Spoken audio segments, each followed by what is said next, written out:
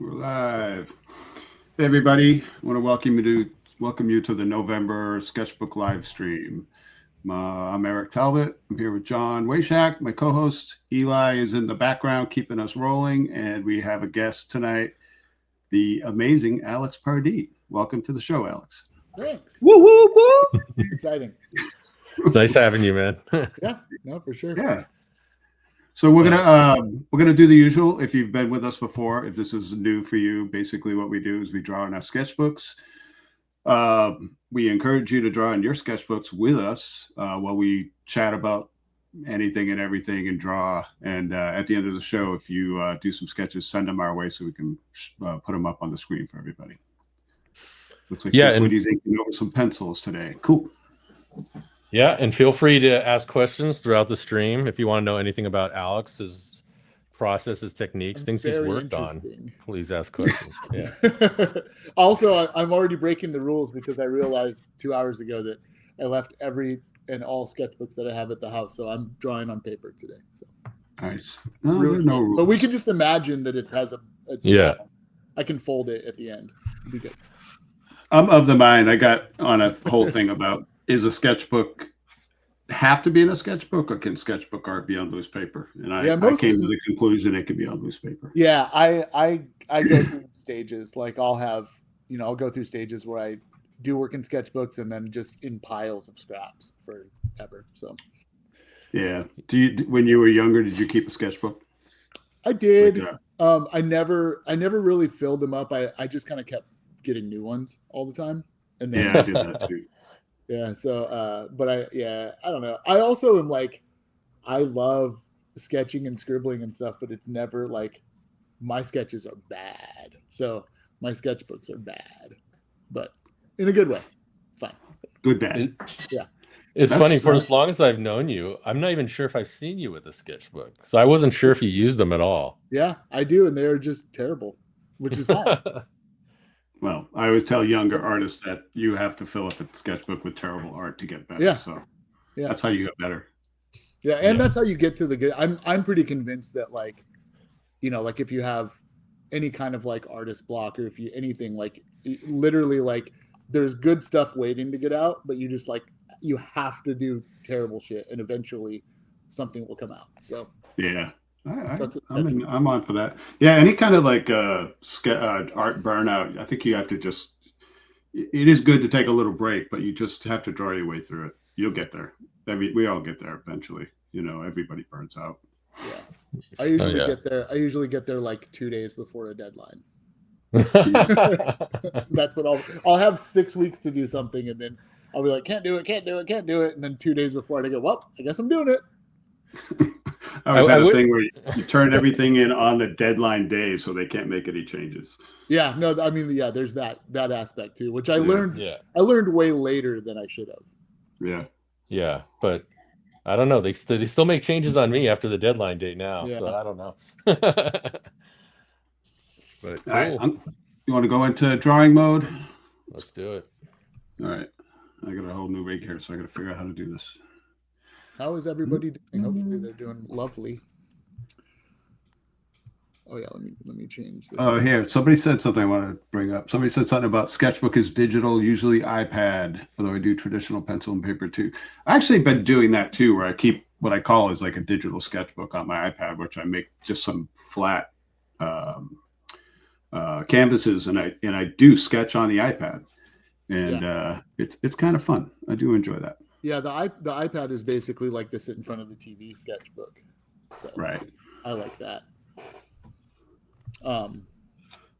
Yeah, I don't know. Lately, I've been basically like, as far as like scribbling goes. Here, wait, I got like I get like pretty obsessed with like I get in routines, or like not routines, but like like they'll be like I'll be obsessed with like drawing tentacles for like 6 months, or I'll be obsessed with like drawing like bunny rabbits or something, and like for some reason lately, like the exercise that I kind of have been doing to get kind of like going is like I just draw these like side profile really distorted like random faces, and right. And it's like they're they're incorrect, you know, but I can make like a nose and then a mouth, and then it's like, oh, how big can I make the mouth? And then I go that, you know, and I kind of like will make these like things that kind of make me smile or laugh or whatever, and then I can kind of, you know, have pick elements out of those that I kind of like want to apply and start making something, you know, different. So I don't know. That's kind of lately my warm-ups have all been, you know, trying to make myself laugh with faces. I got on a kick, and I have an old, pretty cool sketchbook I got. What the hell is that? Yeah, I think I have them right here. These things. They're Rhodia sketchbooks, and they're just kind of shiny, kind of nice paper to draw on with a ballpoint pen. And I got on a kick of keeping one for just coffee sketches. It's just ballpoint pen, no plan for anything. And some of the stuff that's come out of those is some of my favorite. It's kind of like what you're saying. You're just drawing some wacky shit and see where it goes. Yeah, I mean, I've always, even with like my paintings and stuff, like I think one of the reasons why it's been, you know, like doing commercial stuff or commissions is a little more difficult for me, or at least I tell myself it is.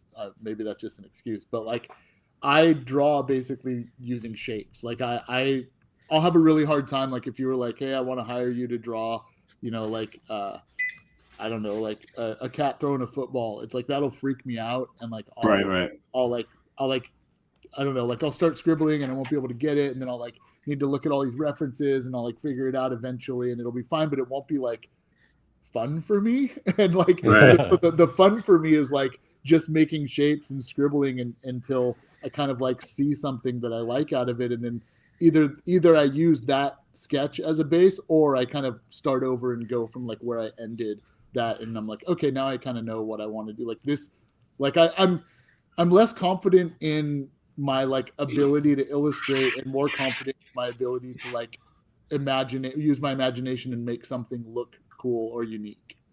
I think that's a great starting point, actually, is like when you start, like you say, like if you have to draw something throwing a football or whatever, that is daunting, especially for people that draw a lot of creatures and a lot of bizarre stuff. So it is good. I kind of do that with this sketchbook I was talking about, where I just kind of free sketch weird shapes and try to fill them in from there and find something that, like, a lot of thumbnails before I start the final drawing, which is kind of new for me because growing up, I always felt like you had to go right at it and draw the whole drawing on the piece of paper. Right. It's only later in life that I got to the point where I was like, no, why don't I just sketch for a while, come up with a cool shape, and then build the drawing out of that. So, yeah.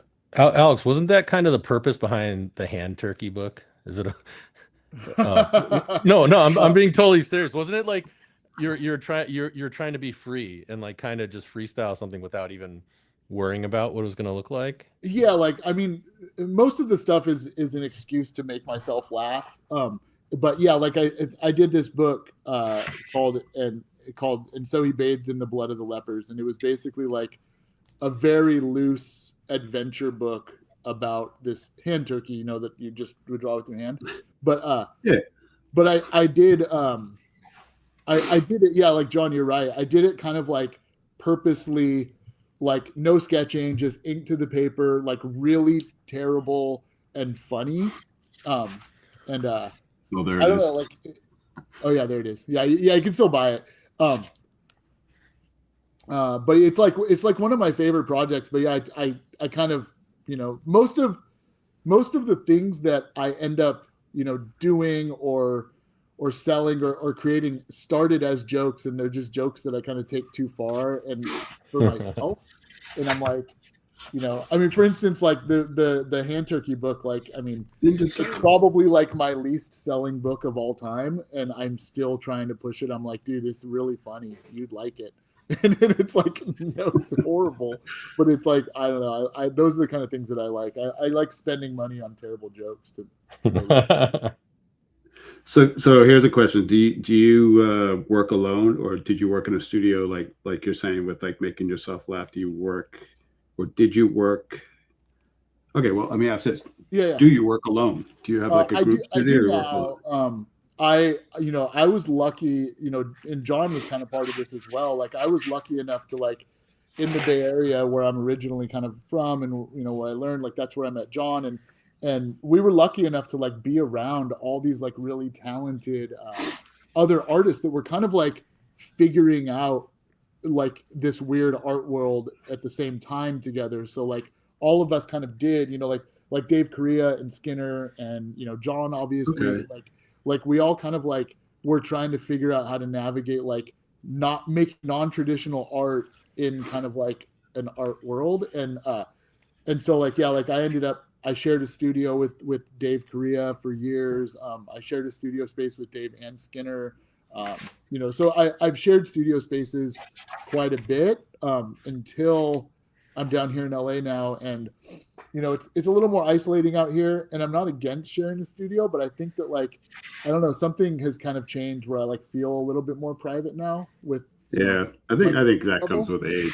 I think that's what happened to me. I think because the Turtle, we were really closely knit. We've spent every single day together, drawing together, and all the old comics. A lot of that stuff came from like lunch talks and lunch goofiness, like you're saying, making each other laugh, and then we'd like wrangle it into something.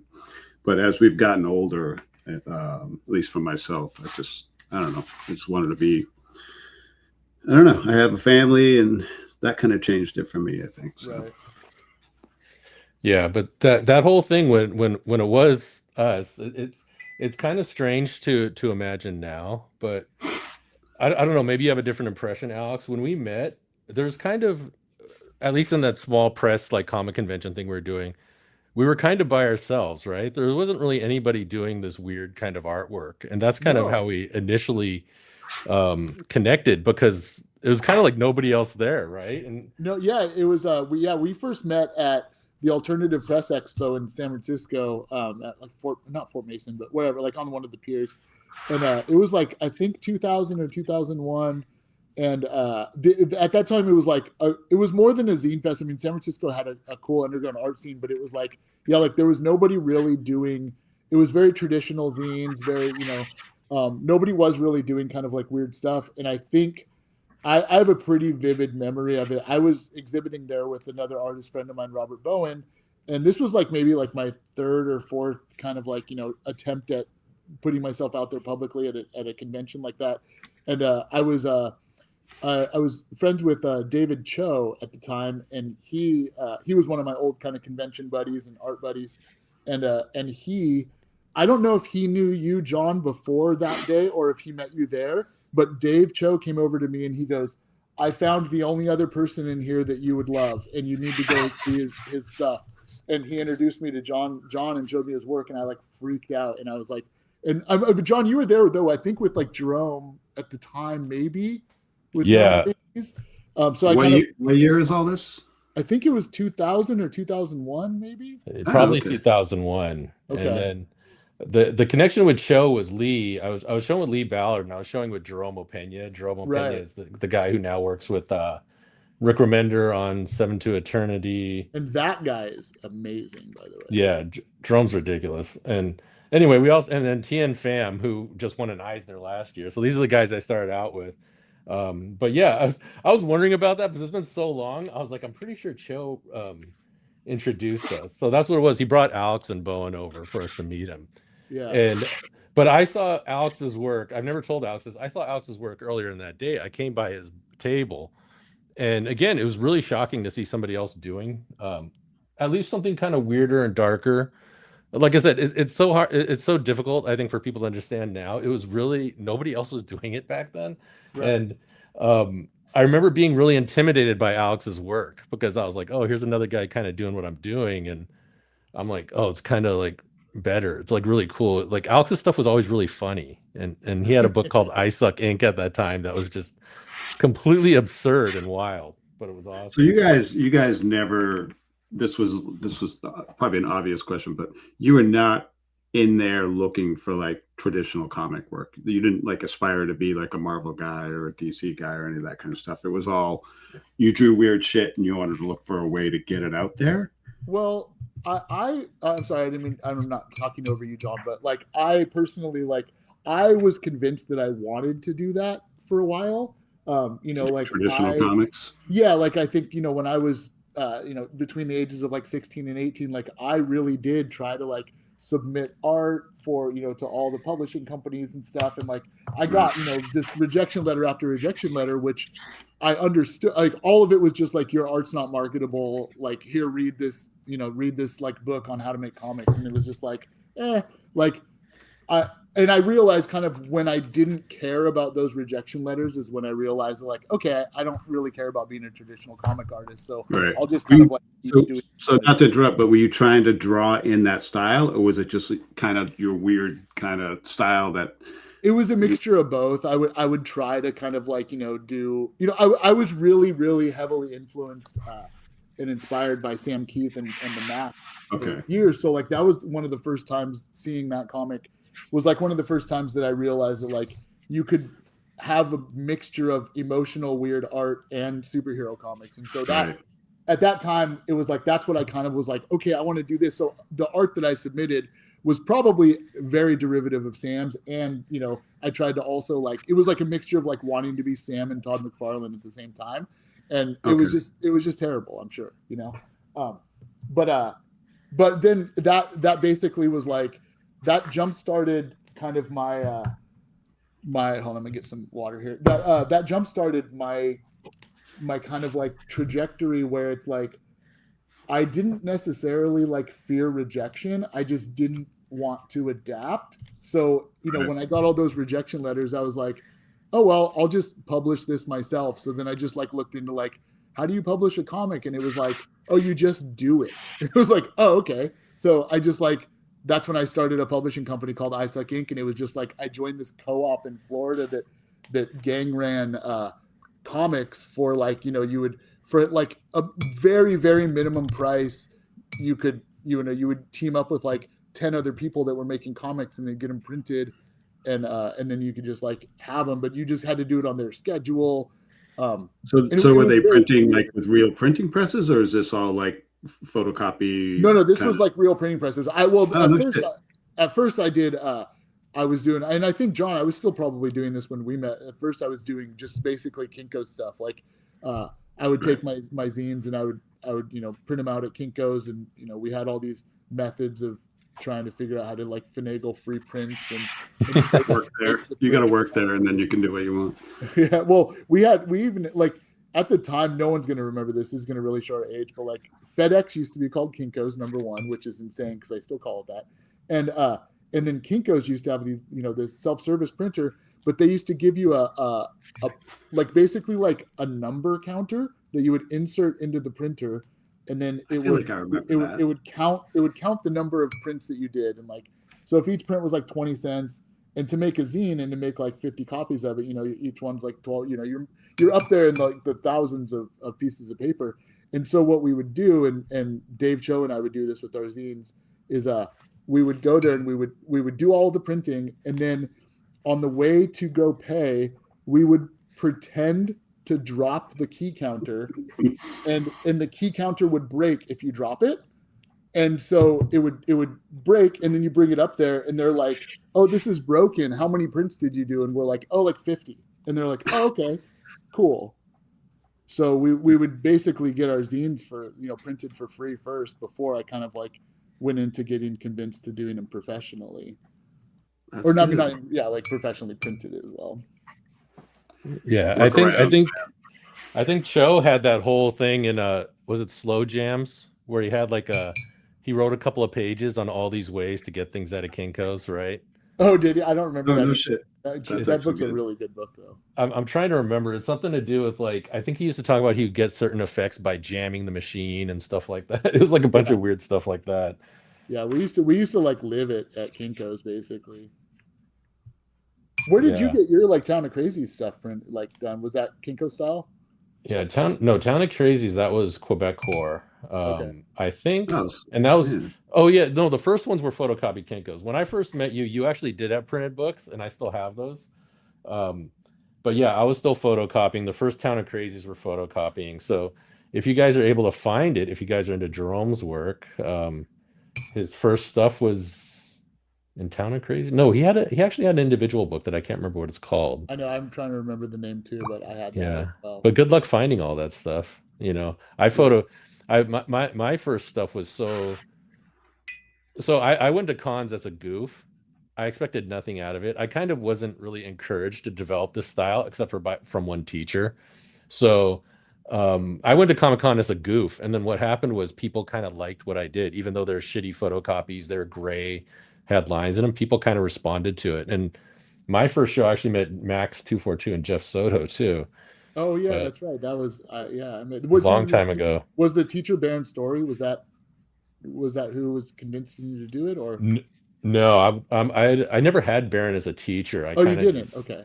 I kind of just chased Baron around. So I consider myself a bastard child of Baron. But no, my teacher Cameron Watson, who's passed away a few years ago, Mm. I was kind of getting no encouragement for going in this direction except for her. So I took an independent study class. And if it wasn't for her pushing me to go further, like I would do things like further, further, further, I kind of wouldn't have the style I have today. So I kind of owe it all to her. So, That's pretty cool. Yeah. but I forget the point I was making anyway. But no, oh yeah, I was photocopying books. Yeah, first books. And they looked horrible. Yeah. I also got like I feel like mainly the whole kind of like origin or like kind of like immediate adventure of like my whatever became my weird art career is like I kept kind of like getting like naively lucky, like well, I don't want to say like lucky, but like it was like I would see opportunities and kind of be too naive to not to like pass them up, like so like like I was saying, kind of like I got rejected from the traditional comics thing. I'm like, okay, well, I'm just gonna like make my own. So I'll start a publishing company so that I can publish my stuff. And then it was like, well, I'll try to get these independent zines. Like I took them around to every comic book store that I knew, every distributor, Cold Cut and Diamond at the time, and like they were just like, these aren't comic books. Like we're not gonna carry these. These are stupid. And so it was like, okay, well then I'll just figure it out myself. So then I was like, well, my audience is probably like the people that would like these probably aren't traditional comic book people anyway. So I'll go to record stores and tattoo shops instead. So then like I ended up, basically like getting in these like local record shops and tattoo shops. And then that led to me getting into Tower Records, which I ended up having like a really, really good relationship. And then Tower is kind of like how like I kind of got these zines like distributed around the world for the most part in like hundreds of stores. So this was Tower Records in what, LA? No, it was I lived in Sacramento at the time, and Tower Records, their corporate was in Sacramento, but the stores were all over the place. So I ended up not only like using them as my distributor, but since I lived there, I ended up working at the warehouse, and I was in charge of international magazine returns for like a year, which was a really. So it was like success by necessity. It's like you just stuck with it and made it happen. That's cool. Yeah, and I think that theme kind of continued going. It was like, like I just needed to like I kept having the urge to like get my art, more and more out there. And so, after that, it was like, well, how can I promote this? And it was like, well, make a website. And it's like, well, nobody's going to do that for me. And I don't have money. So I'll just figure that out myself. So then it was like, make a website. And it was like, well, make t-shirts and, I'll figure that out. And it was just kind of like these things that, like I just kind of like, I kept saying yes to myself without ever like questioning it. Like this might not be monetarily good, or it might. That was going to be my next question. Was like doing this stuff giving you the means to go further, or were you like losing money? No, I mean, I was still. Anyway? No, I was still. I had a 9-to-5 job. Right. I was a credit card after Tower. I ended up being a head of operations at a credit card consolidation company, and that was like the worst thing ever. but I like I kept doing it just so that I can kind of like fuel this thing, and then Then when sorry, I'm talking your guys' ear off, but then like No, that's good. when that company, which was in Sacramento, they got bought by a company in Atlanta. And I was living with 7 people at the time, and 5 of them worked with me at this company. And so it was like this weird, like inbred company thing that we were doing.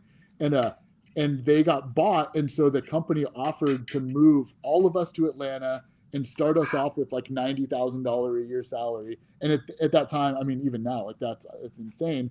And all of my roommates were like, yes, we're in. And I was like, fuck no.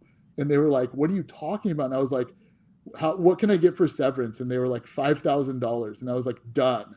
And so I just like quit. I was like, I'm never getting a 9-to-5 ever again. I'm going to make this $5,000 last my entire life.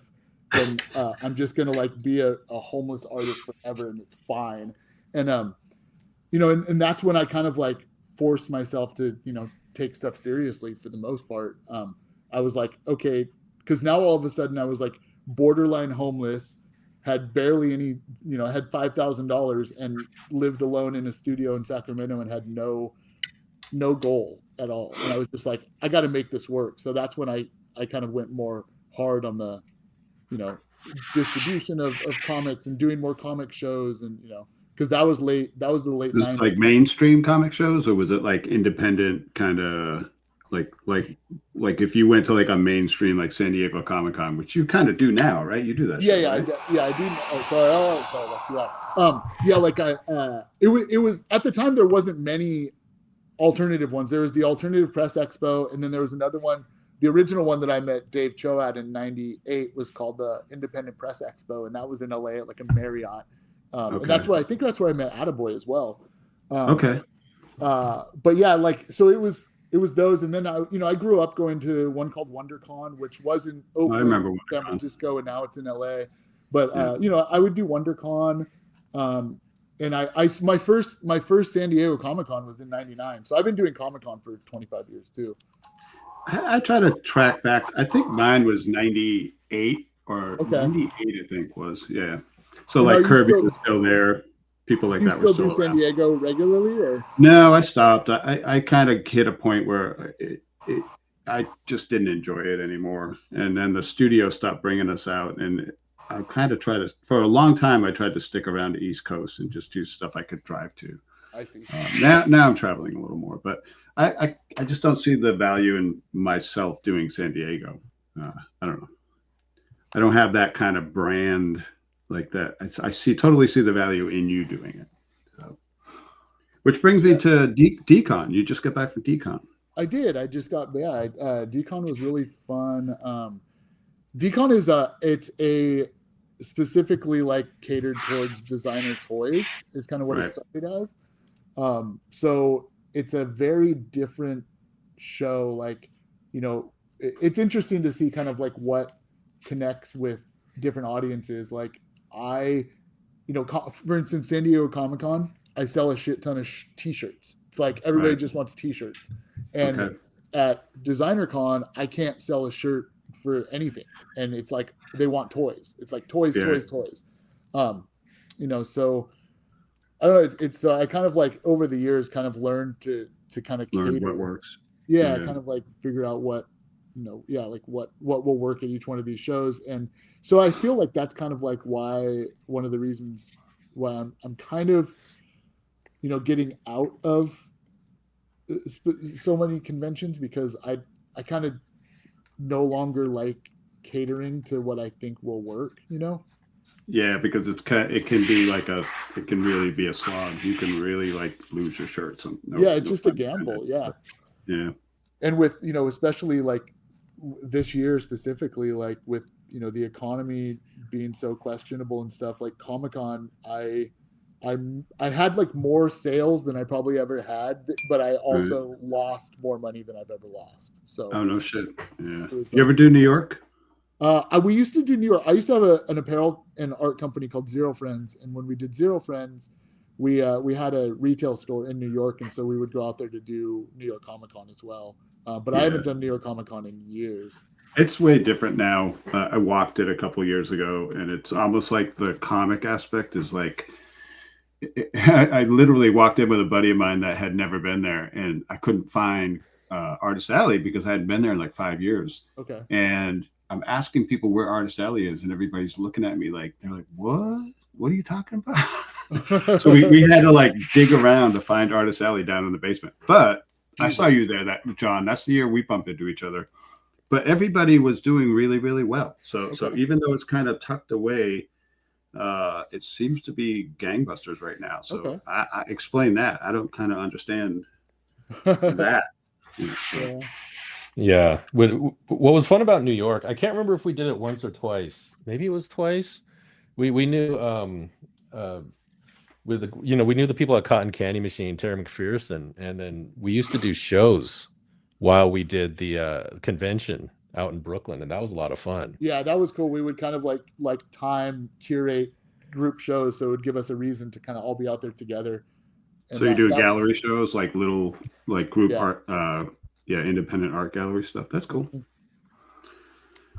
Yeah, we had some really like I said, in hindsight too, it's weird because we were all just figuring it out, and in hindsight, it's like we had these really good opportunities, and there was a really good community of people that kind of all found each other and were figuring it out together.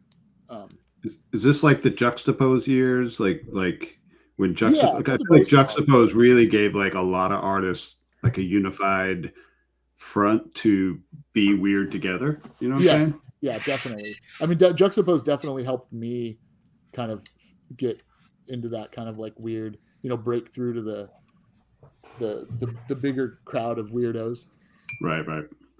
Because there was like a collector's market. There was like actual money in some of the art collectors that attached to Juxtapose as well, which I'm sure, was a boon to people. All right. And so I have a couple of questions I want to ask you. So these are silly, but I think it gets us into a different realm. So do you remember the first drawing you ever got paid for? Like the first drawing? That's for you as well, John. Like your first paying work. Not fan work, but first paying work. I used to do any and every local band like flyer that I could do.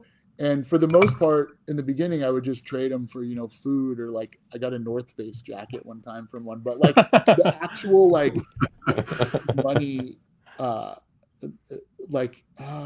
a good question. I don't know. It had to have been one of those like band stuff. Eventually, like gave me like $40 or something, but I can't remember specifically. Do you know? What about John? you? Do you know? I don't know if I should count this, but like when I was 14, I really wanted to be. I was really my background is basically cartooning, no matter regardless of what I do now. And I was trying to do like magazine style New Yorker cartoons when I was 14. And oh wow!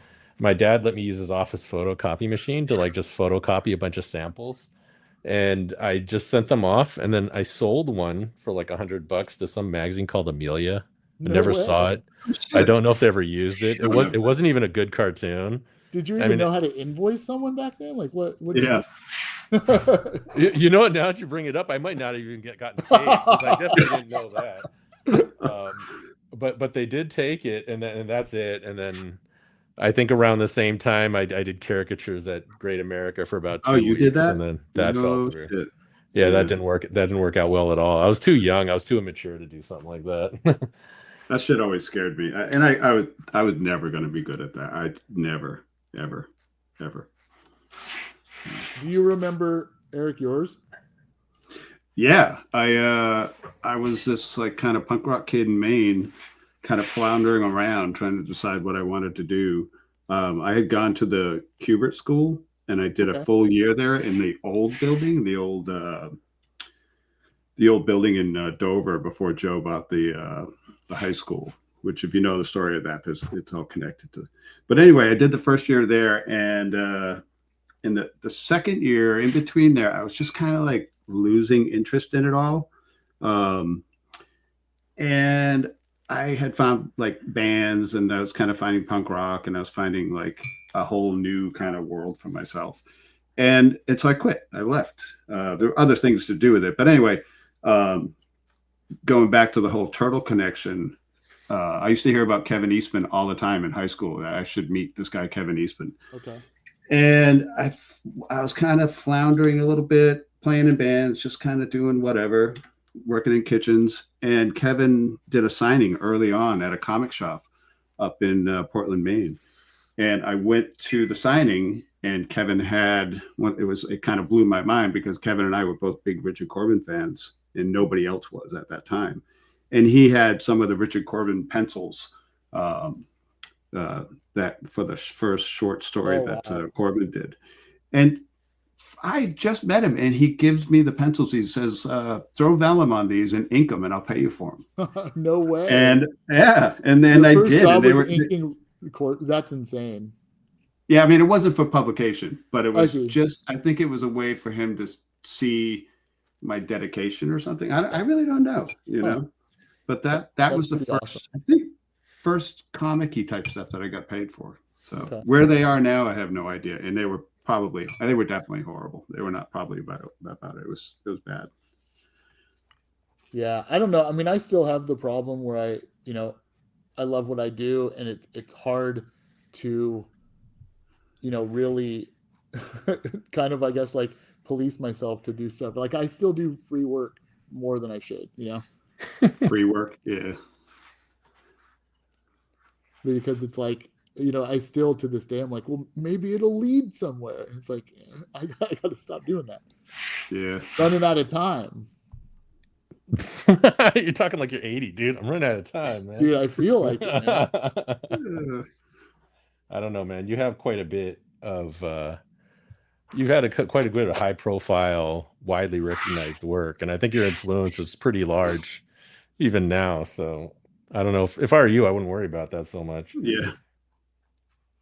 I did some digging into your stuff. I know your stuff from other people having your stuff around. There was a dude, this guy Tyler, that I was friends with, that had some of your stuff in his studio in his space at the tattoo shop. Oh, nice. And then found more. And the more I looked at your stuff, the more it kind of blew me away. How it's you. It's like John and I have talked about this a few times about kind of with this show. One of the things I love about this show is finding artists that just are themselves. You're very, exactly it's your work when you see it. So I respect that. Well, thank you. Yeah. So what's all the blood come from? Was that new stuff, or is that something that like the setup all the that I had at DeCon? Yeah. With the toy and all that stuff. Yeah. So my setup for DesignerCon was actually like an experiment for me. Like, I think ever since I've done conventions, even since, the late 90s, it's always been kind of like my booths have been kind of like a desperate mishmash of like everything that I do. It's been like, well, I do t-shirts and I do prints and I do art books and toys. So let me just bring everything. And, and it's kind of like this, Bartertown style thing. And because I never know what people are going to connect with. Right. And so every show people kind of connect to something different. And I use it as, data. And I'm like, okay, this was this and people liked this one and whatever. But with this show specifically, hold on, I think there's somebody here. That's interesting. Hold on. What are you using for a nib, John? I'm using the Gillette 303 because nothing's cooperating with me these days.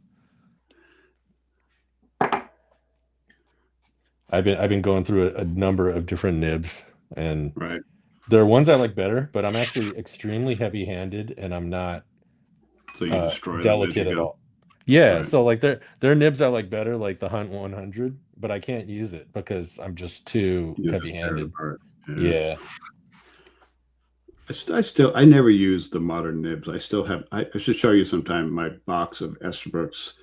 I got on a whole kick with eBay buying any Esterbrook nib boxes I could find when they were still, I don't know, they were like $20 a box. You could get pretty much everything. It was like 144 nibs. And then at some point, eBay people started thinking of them as antiques, and they started trying to sell them individually. But up until then, I ended up getting a crap load of them, and I don't know. I still use just primarily those. Yeah, I used to have, because I bought them when they're antiques. So I used to have a couple of Esterbrook's that I destroyed basically, Right. but I really like them. Like I want to get more actually. I'll send you some. I when I say I have a lot, I have a lot. You want to see how much? Okay. I'll show you guys how much. Yeah. I got. Look at my Esterbrook box. It's gonna make me look weird, but Oh my god. Okay, sorry, I'm back. That was so weird. Oh wait, what do we got going on? Oh, he's just showing off all his nibs, man. His vintage nib Oh my collection. god, that's my amazing. giant box of nibs. I love it. What Yeah, kind that of was maniac super was at weird. the door? I basically, for the most part, I'm in a warehouse where there's literally nobody around, and it's also Saturday night.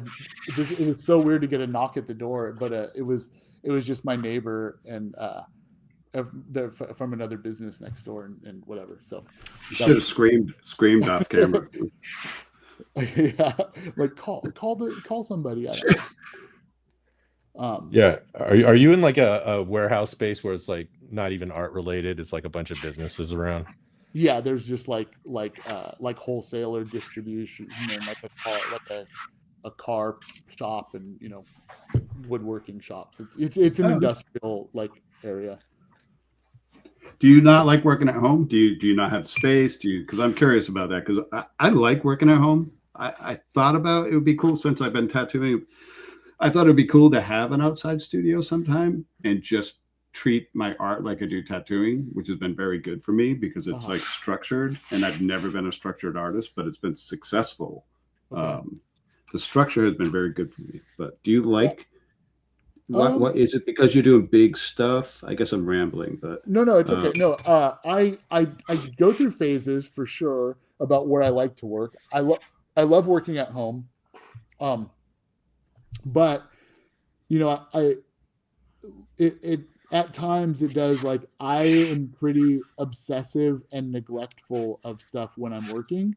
So if I'm working at home, I tend to kind of like wake up, roll over, and start working rather than like, if I need to kind of be a little bit more conscious of like, okay, get up, kind of take a walk, take a breather, take a shower, then drive. And by the time I get there, then, things are a little bit, quote unquote healthier for me. But I definitely like working at home better.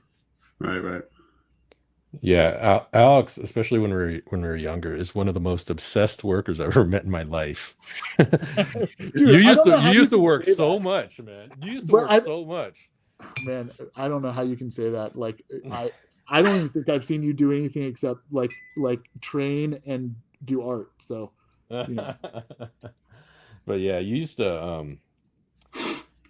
I don't know, man. I don't even at my worst, I don't think I was as close to you as what you were doing. You're still one of the you used to do nothing but work. Seriously, like that's not like, you hear people say that all the time, but like, and I'm talking about when we were younger, like, when you get older, you get out of that mode. But yeah, he used to do nothing but work. It was literally, look, what he just explained to you is what he did. He like got up, started working, and then worked all day, worked all night, and then like ate once, and then went to sleep. And it wasn't like, I don't think it was necessarily like a conscious thing. I like really enjoyed what I was doing, but also it felt like, I don't know, it kind of like felt like I had no other purpose in life. It was just like, well, this is what I'm doing.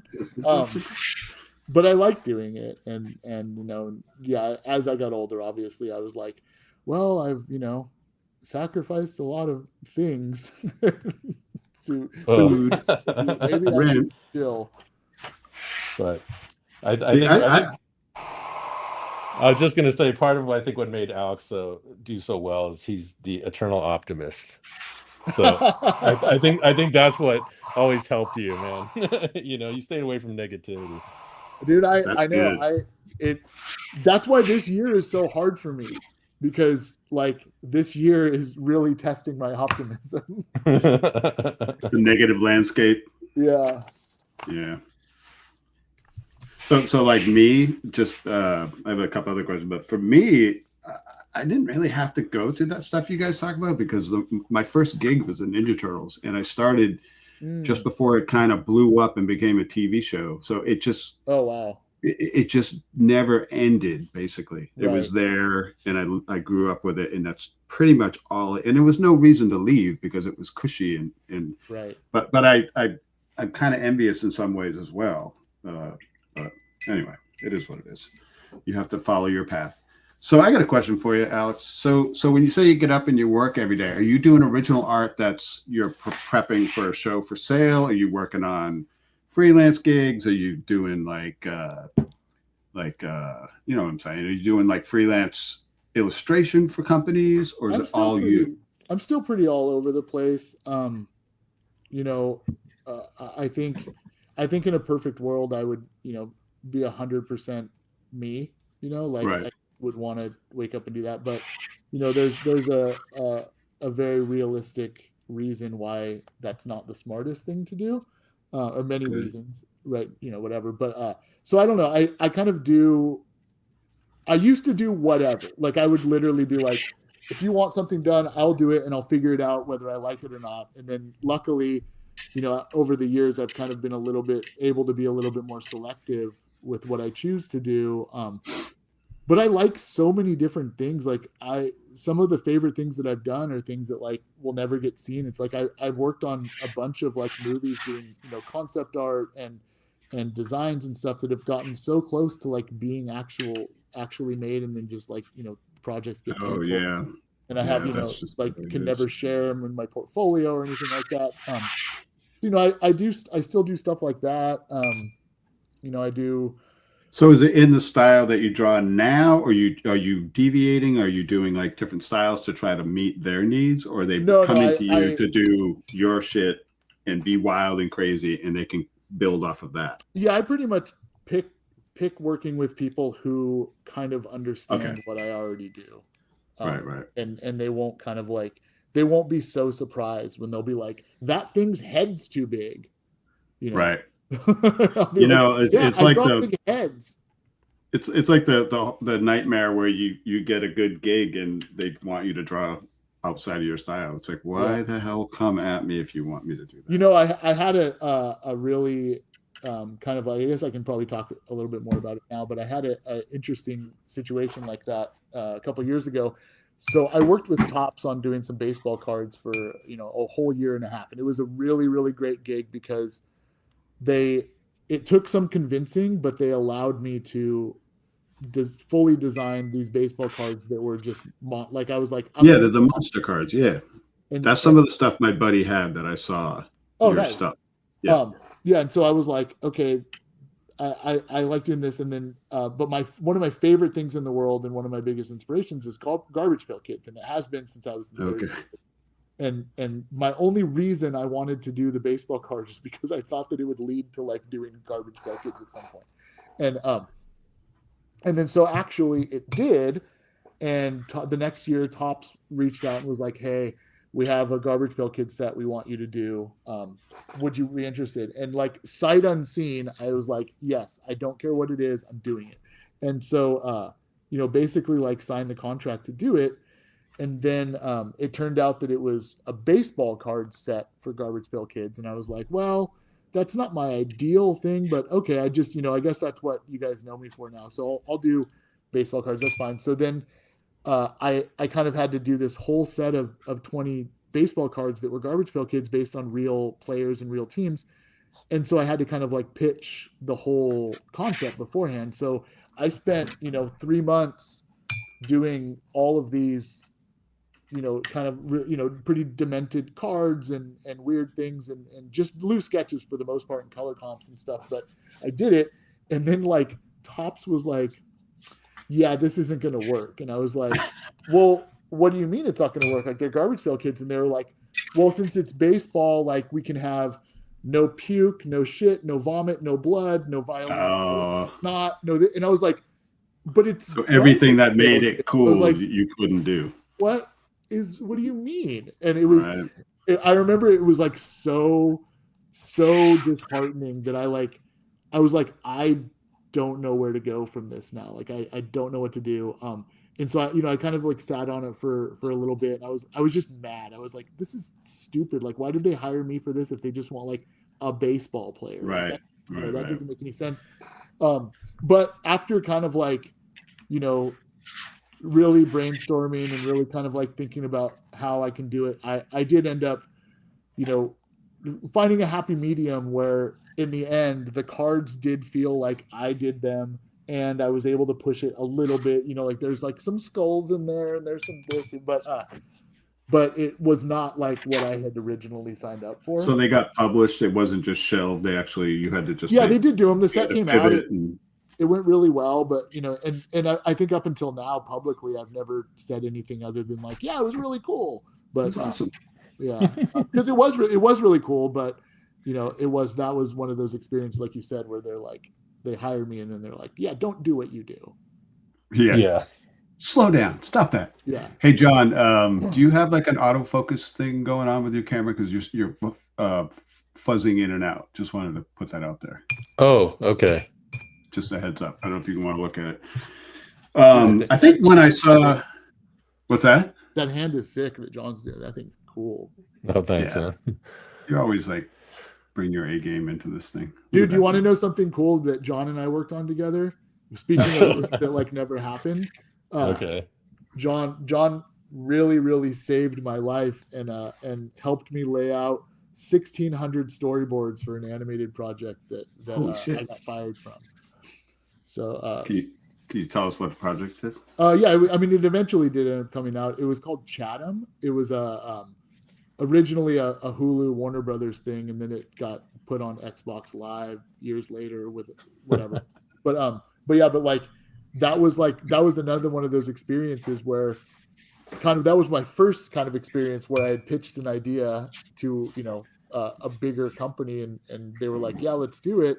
And then the whole time I just didn't understand why they were like cutting the budget and embezzling money and telling me we couldn't do things. And so every step of the way was me sacrificing like time and money and my friends' talent to like get things done. Cause I had this big idea that it was going to like work. But anyway, sorry, John.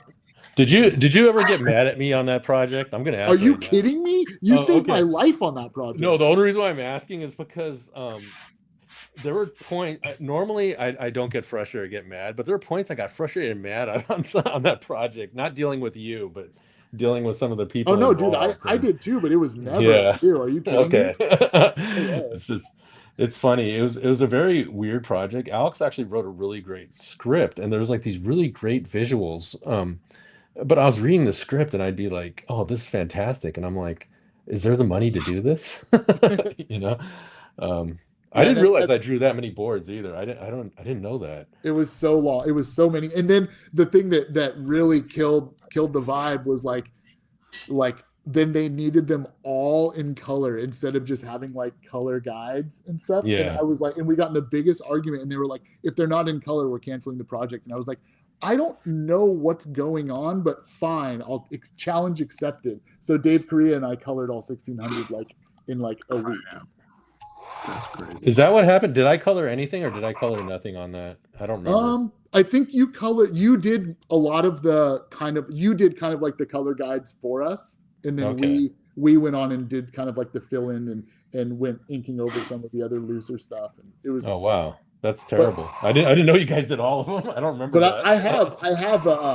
I have 2 binders filled with all of those boards still, all printed out, colored, notes, and everything, and it's one of my favorite things. You hand colored or digital color that stuff? Digital. Digital. Thank God. Yeah. That would have been a nightmare. Yeah. I think it's funny you're using the hairdryer. I always say like one of my most used tools when I'm working at my desk is my hairdryer. It's like, and ironically, I've never used it on myself. And neither have I. I think I bought a small one at some point, and my wife liked that better, so she gave me her old one. That's pretty much what I've used. But I always do that. I say that because any younger people watching, definitely, if you're going to do watercolor or any kind of wet media, just get a hairdryer. Yeah, it just kind of helps not only speed up. But John, I remember you putting oils in the oven. Do you still do that? I Oils think I've in the heard people do oven. that. Didn't you like Try to dry 'em? put like a painting in the oven to like dry it and shit? Or Oh yeah, well yeah, I've done that. That's not good. Nobody should ever do that. no, that's Yeah, I mean, I had, he's talking about my San Francisco apartment where at the time I was doing a lot of oil painting, and there's just no ventilation in that apartment, so it just smelled like oil paint all the time. Um, but that wasn't as bad as you using the, what was it, the lacquer on the Dude. the bunnies, the bunny posters. I can't. And well, yeah, I used to paint in with wood stains, and I figured out this. That was another one of those things where I said like I get obsessed with doing something, and like I discovered using wood stains on paper to kind of like tint them instead of using like tea or something because I had more control with the values of wood stains. And I lived in a small studio apartment, and I painted in there with wood stains, and I slept in the same place with open cans of wood stains, and like. I'm pretty convinced that that's why I needed to have sinus surgery a few years later, but Maybe because I Yeah. remember you were going like, man, I have these headaches and blah blah, and then You got and a then can of wood somehow, stain in your hand. Huh. yeah, and then somehow it somehow came up you're using wood stain, and you're like, yeah, and then I have the posters under my bed. And I'm like, yeah, well, I mean, I think that has something to do with it, man. yeah. Dude, if Chloe was listening right now, my girlfriend, she would be like, classic. Like she would not That explains everything. yeah. Well, she would just like be like, dude, you do that now. Like what? I don't know what it is that I'm doing with it, but yeah. Yeah. But Which brings up one of the things I want to bring up to people that don't, if they don't follow you, you got on a whole kick of, was it to embarrass her or was it to, I'm talking about your airport costumes? I and would stuff. never embarrass my girlfriend ever. No. So okay. So what you are referring is both of us kind of do it back and forth. Both Chloe and I, when we greet each other at the airport after, we both travel a lot for work, right. And then we'll make kind of creative costumes and signs to pick each other up. Chloe is actually the one that started that, so she is to blame. She was the creative one in the group and in the relationship, and she did that to me first a couple of times, and then I was like, well, I have to try to compete with this. Like, right. That's what I was going to say. Is it a challenge at that point? Because I remember, I think you were an Oompa Loompa at one point. You were like, this was not like a small thing. They looked like pretty involved greetings. Yeah, I think that's like a totally different part of like my kind of like creative brain that I actually really, really enjoy as well, is like she kind of gets me out of my like my kind of like regulatory, like I hold myself I'm pretty hard on myself as far as like what I'm painting or drawing or whatever, but the type of like kind of creativity that she inspires is more like stuff that I would never do in a million years anyway. So then it's kind of like I don't care if I don't care if I make the worst Oompa Loompa costume. It's funny, right? It's like I'm just going to show up and it's going to be funny. So what I'm always wondering when I see this stuff is like, do you have to sit there and explain to people for like an hour while you're waiting for the flight to land, or do you both like have to sit there and be like, well, this is what I'm doing, or do you just not bother getting into it, which would be the better part? I think it'd be great. Surprisingly, like I don't think very many people are very confrontational.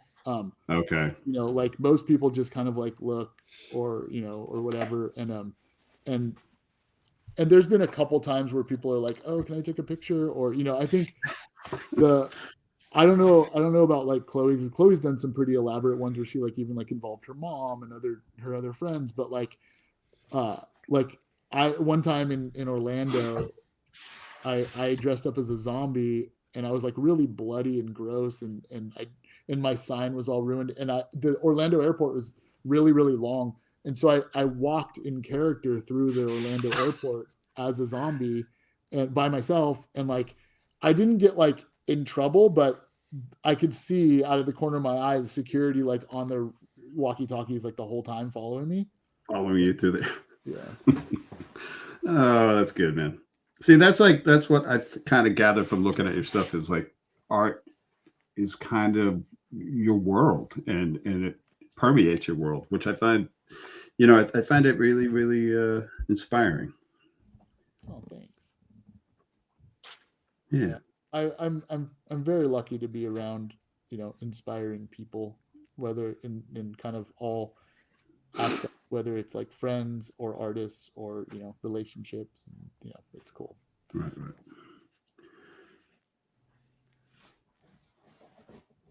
Have you been doing many collaborations recently? You used to kind of do those. I don't know if you do them so much anymore. Yeah, I kind of don't really do too many I'm trying to think. I almost feel like maybe the last one I did was with Dave Korea, but that was like 3 or 4 years ago. Yeah, I don't know.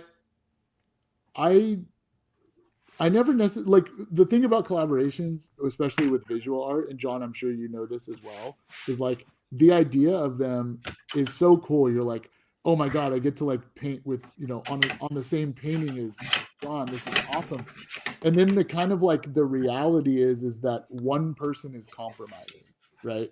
Like Yeah, you yeah. you nobody paints exactly the same or draws in the comfort level of each other. So, you're kind of like there's going to be one of you that's like really comfortable and the other one that's working around that, and it kind of stresses me out a little bit. As much as I like it and I love the idea, like, like Skinner and I have been kind of friends and studio mates and mutual, I guess, inspirations for forever, and we have never done like a drawing on the same piece of paper.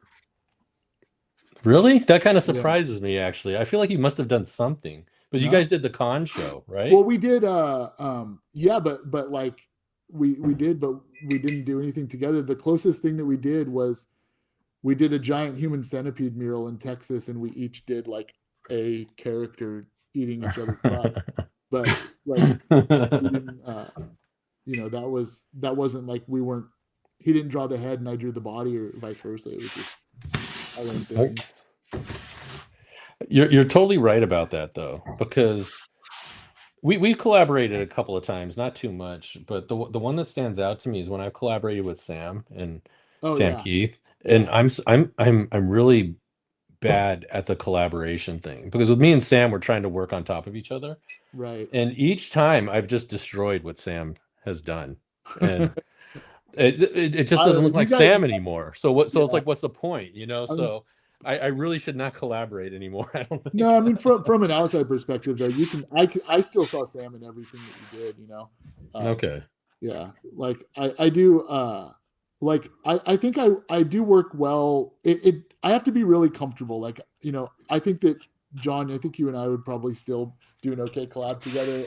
I still would do something. I think Dave, I'm so comfortable with Dave Korea that it's cool. And like sometimes like my girlfriend Chloe and I will like sit down at the coffee table and like she'll draw like a little cat and I'll draw like a little butter guy riding on the cat, and like that stuff's fun. It's like so low pressure, but I think that's one of the things that like I never want to like discourage from meeting people and other artists and stuff, but like one of the main things I get on Instagram is kind of like, dude, we should collab, and like I don't really know how to answer that because like it's not that I don't want to, it's just that like I don't really I don't know what it's going to accomplish except frustrate maybe both of us. Like. So one of the things that if you look at a lot of the early Turtle stuff, a lot of the published stuff, you'll see we did a book called Tales of the TMNT, and it was basically extra stories because Kevin and Pete couldn't keep the book cranking because they started getting really busy with licensing and movies being made and everything. So they did this book called Tales, and as a studio, the frontispiece, which would kind of bring you into whatever story was going on, always after a while it became like a collaboration piece. So somebody would start penciling it, and you'd literally be just walking around the studio and they'd be like, hey, you should paint this, you should ink this, you should. So it became, we did a lot of collaboration that way on that kind of stuff. But we were also together. Well, I mean, we're together every day. We had similar styles. It was a great way to learn from each other. So yeah, I mean the comics medium I think inherently is a collaboration, right? I agree. Traditionally, you have pencilers, inkers, letterers, colorists, and they're all working together. I mean, a lot of artists now can kind of like handle a lot of that to fit their own style. But I think inherently it's a collaborative art. Yeah, as a way to get the books out on time too. Yeah. So Is there anybody that you have, Eric, wanted to, or John wanted to collaborate with, like, or had like kind of like a vision of being like, we could make something cool together? I always wanted to ink Walt Simonson stuff, but it was Oh, okay. always fantasy, just because I loved his stuff, and I was using pen nibs, and I had kind of an energetic ink style, but that pops in my mind. I'm sure you've talked about this on the show, but speaking of pen nibs, like you and John both use pen nibs. Or John, are you still using those? Yeah, I'm still using mostly nibs. I still switch back and forth.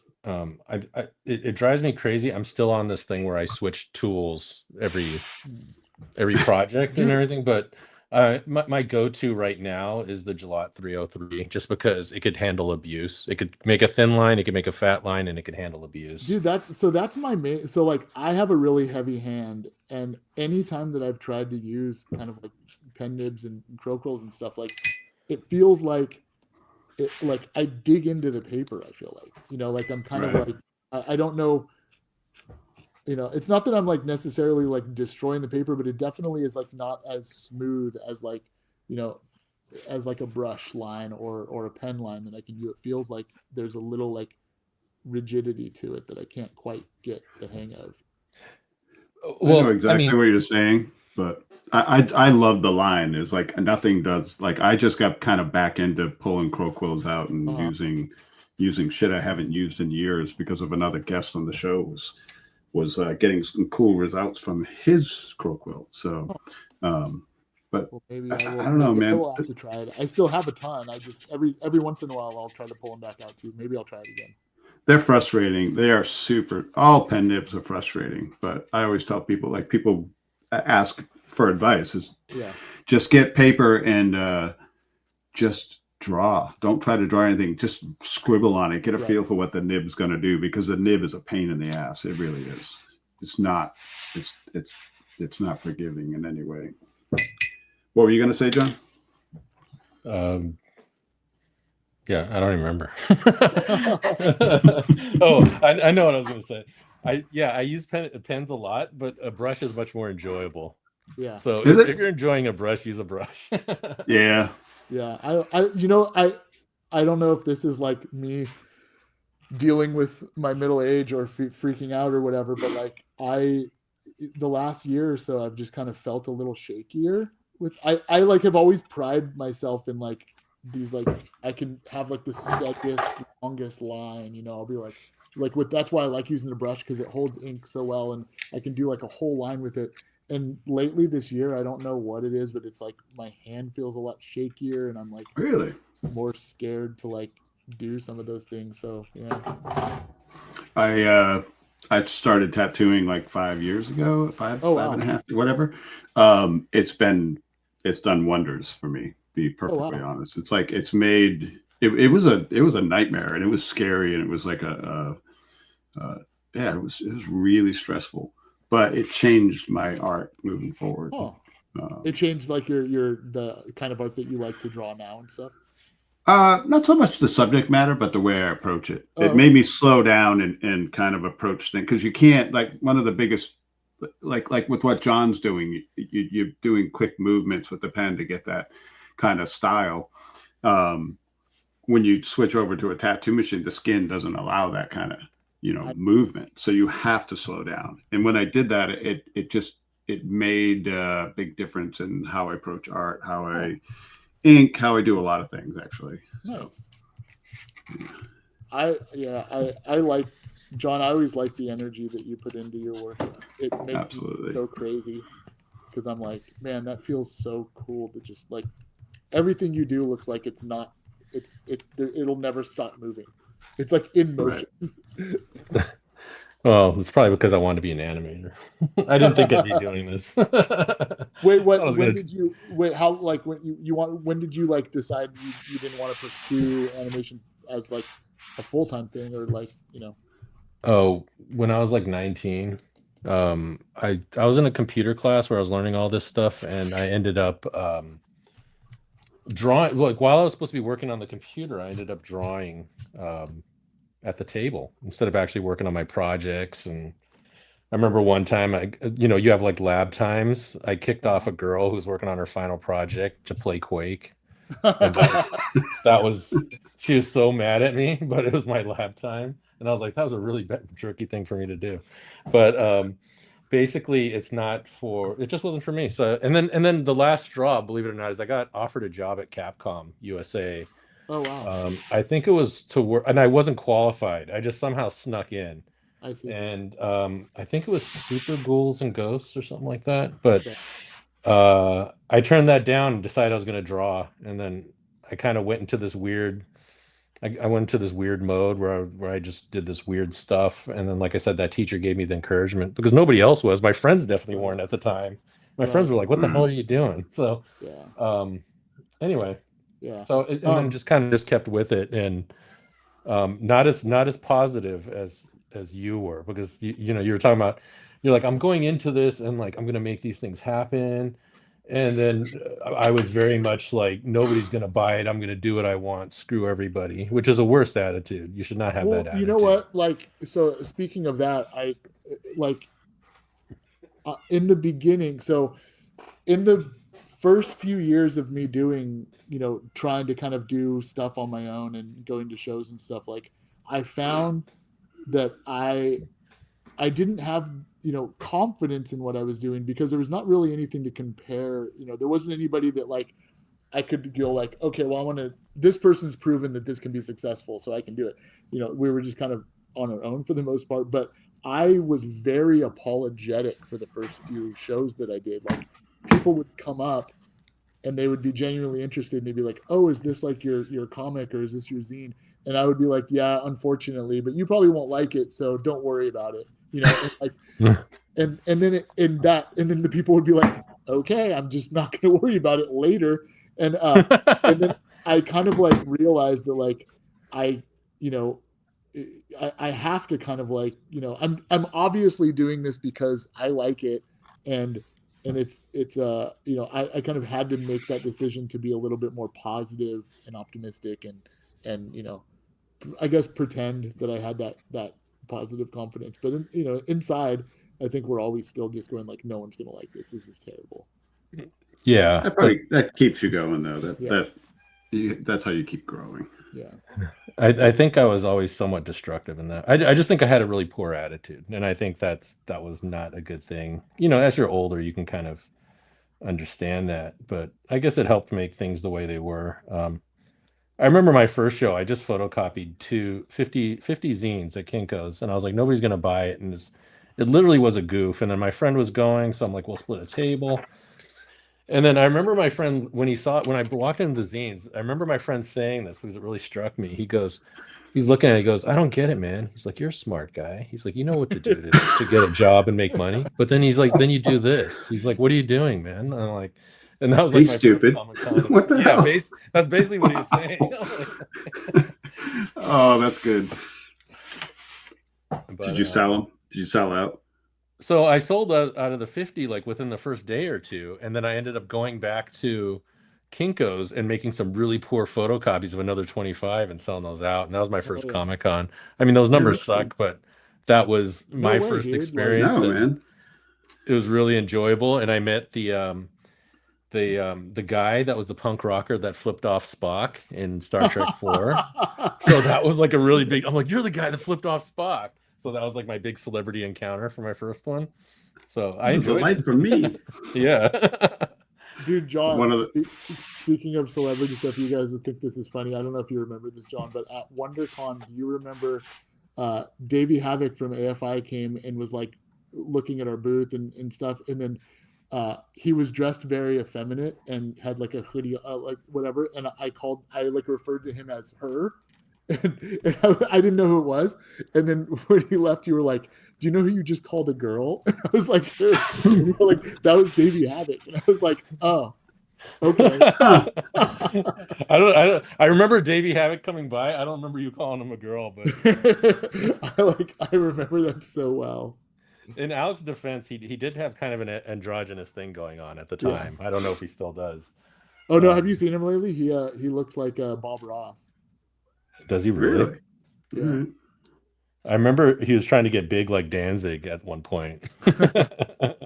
I met Danzig a bunch of times through Bisley and Kevin. Oh, cool. Yeah. I love Yeah. Danzig stories. Danzig stories are the best. I'm not sure I can tell them all right now, but we have some good ones. Yeah, we saw him get kicked out of a movie theater last year, and that was a highlight of the movie. Was he really mad? What's that? Was he really mad? He was.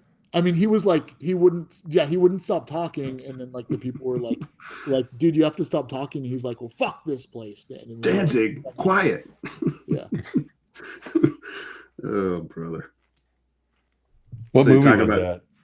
That I think that was one of the VHS premieres that we went to. It was something at Beyond Fest out here.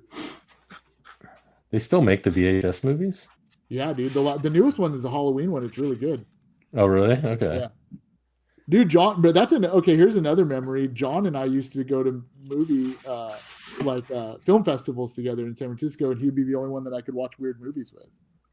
Yeah, we saw Visitor Q in theaters. We did, and then Visitor Q. Okay, John, you'll think this is funny. I don't think I ever told you.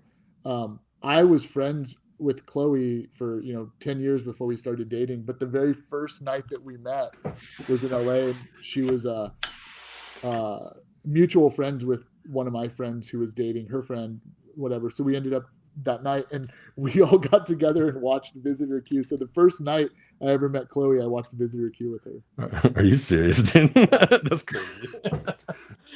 Was Visitor Q the one we went to where, I'm not even exaggerating, they showed like a short film in the beginning of an actual abortion? Was that Visitor God, Q?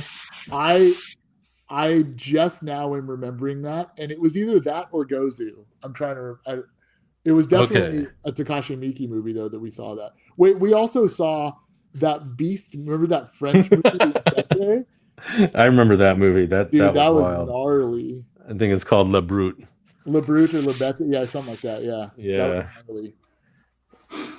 Yeah, dude, we saw some movies, dude. I was friends with Steve Bissett back in the day. And still am friends with him, but we'd go on like one funny story. One year, Mirage was making really good money, and we were all going to Mid Ohio, and so they just decided, somebody got it in their head, we'd take a bus, and the Rolling Stones were just getting off the Steel Wheels tour, and somebody got somebody's phone number. It was like, you want to rent this bus? So we had one of the Rolling Stones buses. What?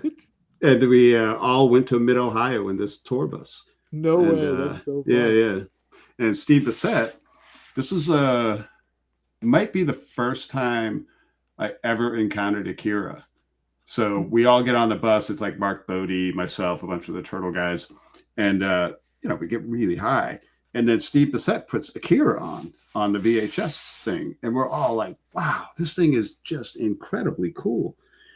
And then later you ever heard of The Wandering Kid? It's like really heavy duty Japanese demon porn stuff. Later on, he puts that on, and we're all like, whoa, what's this? It was like a real, it was really jarring, to be honest. And that's how that became your favorite film? That's my favorite film to this day. I watch it with the kids every Christmas. Well, that's now yours and Chloe's movies, Visitor Q, man. We've had plenty of disturbing movies since then, I think. I'm sure. I don't think I know what Visitor Q is. Is this like a whole genre of like B movie stuff? It's do you know a filmmaker named Takashi Miike? He's probably most famous for Audition and Ichi the Killer. Those oh yeah. Okay. Yeah. Cult Japanese filmmaker, very prolific. A few decades ago, but he made a movie called Visitor Q that is like, I don't know if it's the most disturbing movie, but it's up there. It's also indescribable about like what it's about. It's a dysfunctional family dealing with shit, but it's so fucked up. Yeah, right. It's shocking. Like you go into the movie, you see it, and what happens, you just don't expect it. Yeah. So everything's like shocking all the time. And that's kind of what he was known for. Ichi the Killer's like that. He did a lot of Yakuza movies. Oh yeah. He did a show on Hulu last year that I keep forgetting to watch. I never saw it. I don't know if it's any good. Yeah, I think he's like pretty straight up these days. I don't think he does like the bizarre stuff anymore. Loser. Should stick with it, man.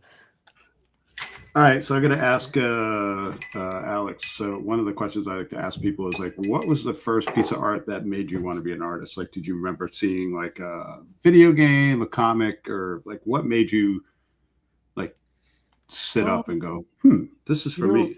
I think, and I've given this a lot of thought over the years, and I think I don't know what order they came in, but in third grade, aside from like, I would be like, oh, Garfield's funny, or I didn't have exposure to a lot of stuff, as a kid, really young. But like, in third grade, simultaneously within the same year, Garbage Pail Kids came out.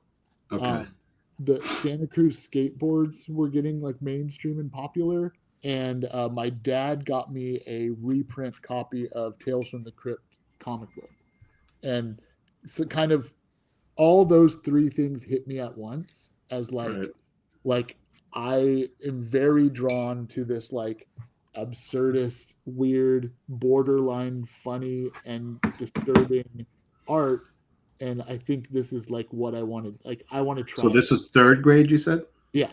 So it's really early formative stuff there. Yeah, it was very, very early, but that was, I mean, shit, that was in the 80s at some point, and so at that time there wasn't much encouragement of being like, you can grow up and make Garbage Pail Kids, or like, you can grow up and do this. It was like those were like one-off weird things. And so as much as I liked those things, I didn't necessarily draw inspiration from them in I just like, I collected those comics, and I collected Garbage Pail Kids, and I loved skateboarding specifically for the Santa Cruz graphics and, stuff like that. And so, I think I was kind of absorbing those kind of like inspirations at that time, but Gotcha. It wasn't until way later in life that I, was like, oh, I can, be weird. One of the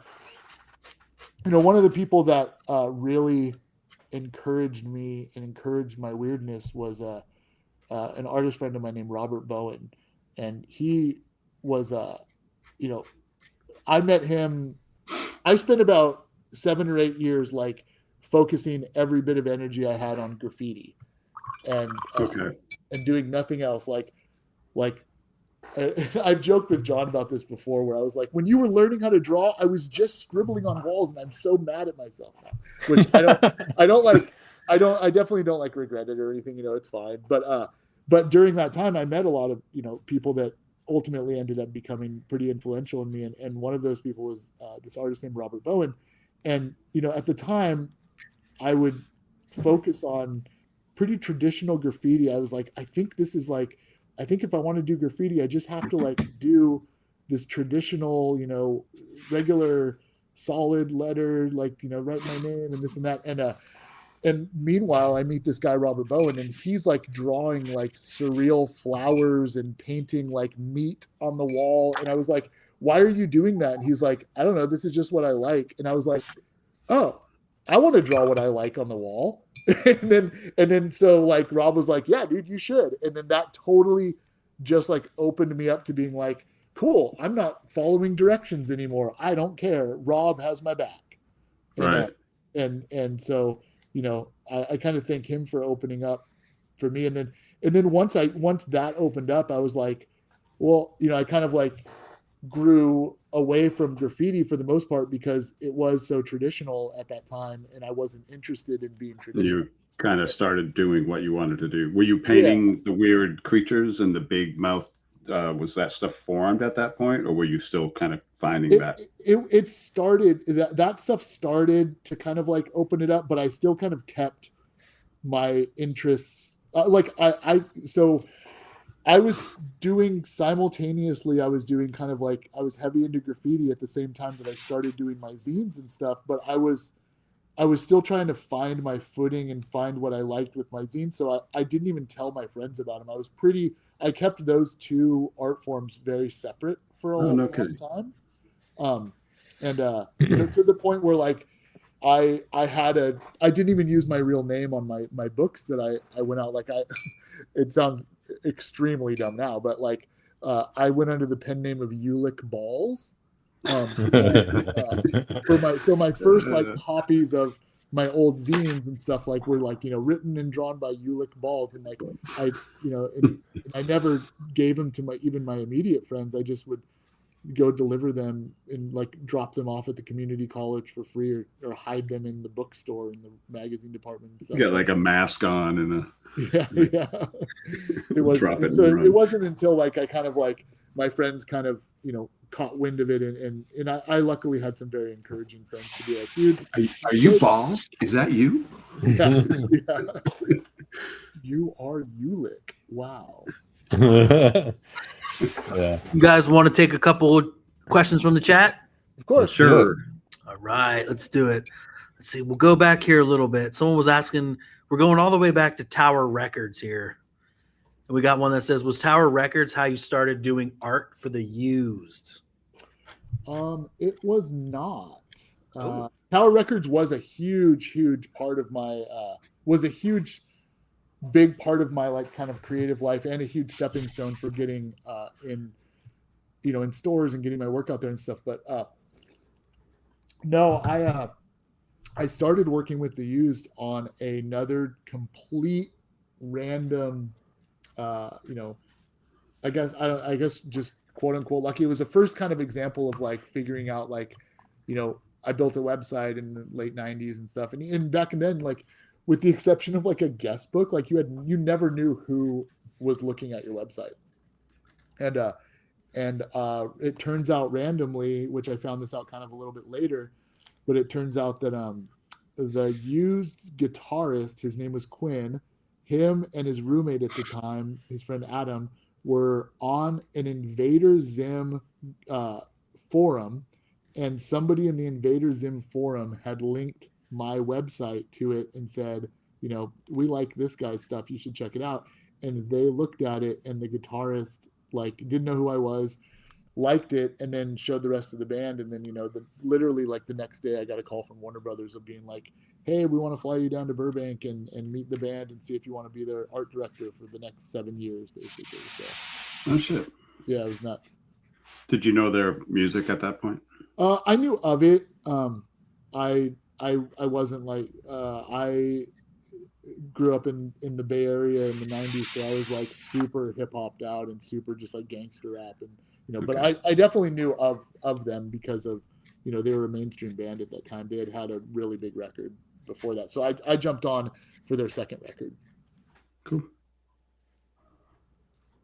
All right, we got another one here. Let's see. They're asking about, because I think this would be a good one for all three of you. Which art sells better, original stuff or art based on known IP? Original. Who said original? I guess better is a weird word to use. Yeah. Yeah, like I don't know. Does anybody else want to? I sell more I get more requests for turtle stuff just because it's what I did my whole life. But yeah, it depends, because collectors collect for different reasons. Yeah. Yep. In my case, both do well for me. That said, though, when I'm just promoting my artwork, no matter what I do, whether it be Violator or whatever, people who like my work generally prefer when I do my own thing. So I'm always thankful for that. Yeah. I mean, your own thing is like nothing anybody could ever imagine. So it's really cool. I think other IP and stuff is, I'm very grateful for it. And that's another kind of thing that I think is, now it's a lot more recognized than it was, I think, John, when you and I were kind of coming up. It's like, anytime I would, draw something, even if it was for parody or something in like the late 90s, I would like, draw like a weird Ren and Stimpy and then the instant thing where people were just like, dude, you're just going to get sued. Aren't you going to get in trouble? Mm. Like nobody could fathom the idea of like drawing another IP without like legally doing it. And we were just doing it, and we didn't get in trouble because 3 people saw it, Yeah. But whereas like kind of now it's like, obviously like it's a whole entire, subgenre of art. But that being said, I have been inspired by pop culture my entire life, and so a lot of the pop culture stuff that I do is because I'm a fan of the property, and that stuff. If I were to draw Ren and Stimpy now, or if I were to draw Bart Simpson or whatever, it's like funny, like those are the things that get shared and get spread around and get eyes on them, and so I'm very grateful to have kind of the experience where I'll do something in pop culture related, and people will like it, and then that will bring them to my non-pop culture stuff that's more of my original characters and my original stories, and then some people will stick around, and then that's great, and other people will be like, I like it when you just draw Bart, so Yeah. It's different. I don't know what I prefer really. Just You make did a sure lot you of- like it. Whatever you're drawing, make sure you like it. Yeah. That makes more of a difference than anything else, really. Yeah, I think if you're having fun with it, it really doesn't matter what you're doing. Or if it's like truly like, like I definitely would not recommend being like, okay, I'm going to Comic-Con, I need to draw 70 Bart Simpsons, because then your expectations are like, you're expecting, like you're doing this with a different expectation of like, I'm just going to go share my art. So. And by doing that, you're guaranteeing that nobody will want a Bart Simpson. The minute you try to do that is when people are like, no, we don't want that. I do remember drawing, I drew Rick and Morty as zombies one time. And I didn't even like the drawing. It's that kind of thing where you don't like the drawing, but you post it on your Instagram, and it blew up. And I was like, whoa. Whoa. But yeah, that's the thing. It's like with social media is so wild now, because you'll spend 12 hours on a piece or something, and you'll be like so proud of it. You're like, here we go, I'm going to post it, and then like it's virtual crickets, and then like you draw like a joke of like, or you draw like the Joker wearing like an afro wig, and it's like, I don't know why I drew this, and everyone's like, that's the sickest thing I've ever seen, dude. Joker has an afro wig. That's so cool. Well, I liked it when you. I'm trying to remember. It's been a while. I liked it when you did. Were you drawing? Were you like? Did you take like a Spawn cover and then you drew Venom and you're like, this is Spawn, and then everybody got mad? Is that what it was? that was what started kind of the not Spawn thing. Yeah, like somebody brought like a custom comic cover, like a blank, and I am terrible at that. And then I just drew like something that looked Venom-esque and not Spawn, and I just wrote not Spawn on it. And then, but didn't people get mad or something like that, right? I'm trying to remember. I'm trying to remember. Yeah, like because I posted it as Spawn. That's and I said like, this is Spawn. That was before my not Spawn stuff. Yeah, like I posted it as this is Spawn, and then people were like, that's not fucking Spawn, you fucking asshole. And I'm like, yeah, dude, it is. I'm gonna keep doing it. Yeah, and there was a really fun time. I accompanied my girlfriend to like she's a photographer, and I accompanied her on a job, but like I wasn't helping her. It was like 5 a.m, and so I went to a Starbucks, and I was waiting for her for a couple hours. And during that couple hours, I just decided to pretend that I invented Punisher and that Marvel stole it from me. And so I kind of like went on this rant. I like made old, like at Starbucks, I took old napkins and like drew like the Punisher logo with like a clown nose, and like it was called the Funisher. And I kind of like made these things look really old, and then I posted them. I was like, it's really cool that Marvel, has never paid me for this. And then like people got so mad, and they were like, no, Marvel was created it this year, you stupid, why are you lying? Like, just like, but I was just like, no, dude, I did it. Like, so that's fun sometimes, but I don't know. I love that. All right, we got the next one here. This one can go for all of you. You're stuck on a desert island with comics by 3 artists. Who you picking? I know it's tough to pick those favorites or a favorite question. John, Eric, and Sam Keith. Yeah. See, this guy knows how to do it. That's a Right. good one. Yep. Yeah. All right. Easy one then. Wait, but everybody else needs the answer now. No, that's Come on, true. Alex. Give No, us a you list, killed Alex. that one. We killed it. Thanks, man. Wait, I have a question for John though. John, what was your first published comic? Was it Call of Duty? No. Probably is Ferryman with DC that's right. Wildstorm. That's right. And Brian Fuller wrote that, right? No, that was written by Mark Andrecco. Oh, okay. Yeah, I worked What was with it? Brian Ferryman? Ferryman. Ferryman. No, Yeah, well, yeah. And then it was for Joel Silver tried to do comics with DC for a little while. So that was a project for them, and they tried really hard to promote it. They brought me into the green room with The Rock and Robert Pattinson and all that. Stop! No way. That's Well, what's funny is you have it, Alex. You've probably been to a green room, right? What in terms of what do you not mean? with The Rock. I had to have a handler. Did you ever have a handler before? Dude, no way. Wow. Oh, It's so like there's a this whole new girl. level. You mean at like Comic-Con or something? Yeah, so I'm Oh, assigned. okay. Yeah, so I was assigned this girl, and then I see.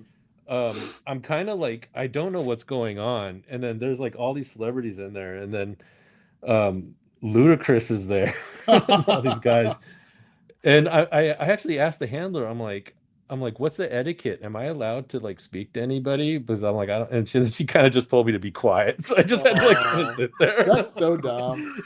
Yeah. So were you quiet? You didn't break the rules?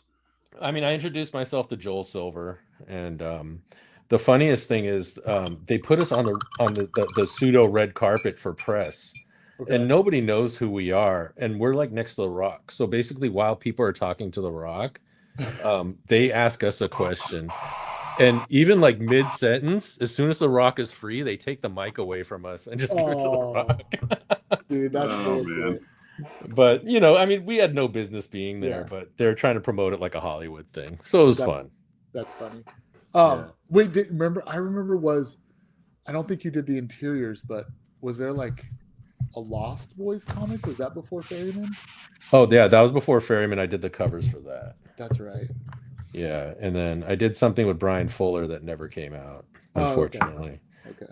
I don't even think they know they have it anymore, to be honest. There's 2 issues done, and I don't think anybody working there now knows they have it. Oh, that's crazy. Yeah. Dude, how long ago did you work with Brian on his new movie Dust Bunny? I was brought on to Dust Bunny earlier, like pretty early on when the script was just written.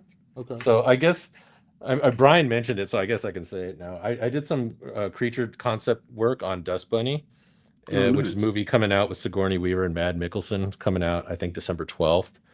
And Brian just asked me to come on. He had like a very specific idea of what he wanted for the character, so I drew what he wanted, and it's totally his project. I can't wait to see it. I mean, Do you know if Brian, it translated to your style, the character stuff you did? Or do you know anything about that? Like, you know what I'm saying? Like, does your stuff does the character look like one of your characters? What I'm getting at. I'm not sure, because until you see the final movie, you kind of don't know what anything's going to Yeah. look like. Yeah, they could make changes. Yeah. Yeah, but I'm looking forward to checking it out. But Yeah, me yeah, too. Brian brought me on one other. Well, we tried to work on a couple things. The one other thing we did is he did the Munsters. He did a Halloween special for the Munsters, and I did some designs for Spot. This is a long time ago. This is for the TV show, and The Spot with that actually made it on screen, right, in the pilot? barely, I think. Yeah. Because Yeah. I remember I liked that pilot a lot with Jerry O'Connell, and I remember you were stoked on that designing. I remember actually in my memory serves me correctly. I remember it showing up on screen, but Yeah, very briefly, but it was a very interesting. I think I'm trying to remember who actually directed that, but anyway, it was a very interesting take on the Munsters. Brian has like a really unique take on those kind of characters, but he's able to like kind of make them his own while keeping them faithful to. I like his what work. they are. He seems like a fun, creative dude. Yeah. But yeah, I guess Eric, what comics are you taking with you? Oh, to the island. Yeah. If I'm gonna answer straight, it would be any of the Mobius stuff, probably Arzak, which is my favorite comic ever created, the original Arzak story. Yeah. But you know what? Honestly, I think I've said this before. It's like I did comics my whole life, but I'm not really a comic guy. Like I'm not like I don't know a lot about the comics. I don't know a lot about this stuff. So I was into Heavy Metal magazine and stuff like that. So it'd be like some kind of Corbin thing, maybe Mutant World, because I always loved Mutant World. And then I don't know, maybe Buscema Conan. I don't know. How's that? That's good. I like that. I was in the Mad magazine a lot. I collected. Oh yeah. Oh, all right. Well, there's a question I had for you. Is like, were you a Wolverton fan? Oh yeah, definitely. Okay. So when I didn't know who it was. You know, if that makes sense. It was like in hindsight, I rediscovered his work, but I was like, oh yeah, this was definitely like, you know, I loved this stuff. He was like one of my favorites. Like, I mean, and also like I don't know if he officially did the work for it, but that movie Freaked, with all the basically Wolverton style characters was so cool. Oh, yeah. Yeah, I was going to show you guys something, but I think I misplaced it. I literally I have only one really cool original piece of art left, and it's a Wolverton piece. And I just took it off my wall, and I can't find it. I'm like, shit. It was a good segue. I don't know where it is. It's one of the cars. Oh, here it is. I found it. I got this at San Diego Comic-Con years ago. Oh, no way. Oh, that's awesome. Isn't that That's cool? I love that. And on the back, I love the back too, because the back has like what it is, got his address, got the price. Look at that thing. That's really cool. Isn't that cool? Do you collect a lot of original art? I used to, Yeah. but I kind of got rid of it all, and I don't even want to talk about it because I got rid of stuff that people would be like, "Why did you buy it?" Right. Like I used to have a Wrights and Frankenstein piece. Oh, Yeah, it's kind of stupid. Wait, really? Oh my god. Yeah. I had the snowfield piece where they're facing off of the snowfield. Yeah, it's. Wow. I'm gonna go cry now. Del Toro probably has that now. He probably. I sold it to Frank Darabont, and he probably sold it to Del Toro. Cool. Do you guys we have see any the more? movie? Oh yeah, we could answer questions. We could talk about that shit later. Do we have any more questions, Eli? Yeah, we do. Well, if you were talking about movies, Funk Slop, my dude, my homie, says best inspiring movies / shows, like maybe even to draw to. Visitor Q. Visitor Q.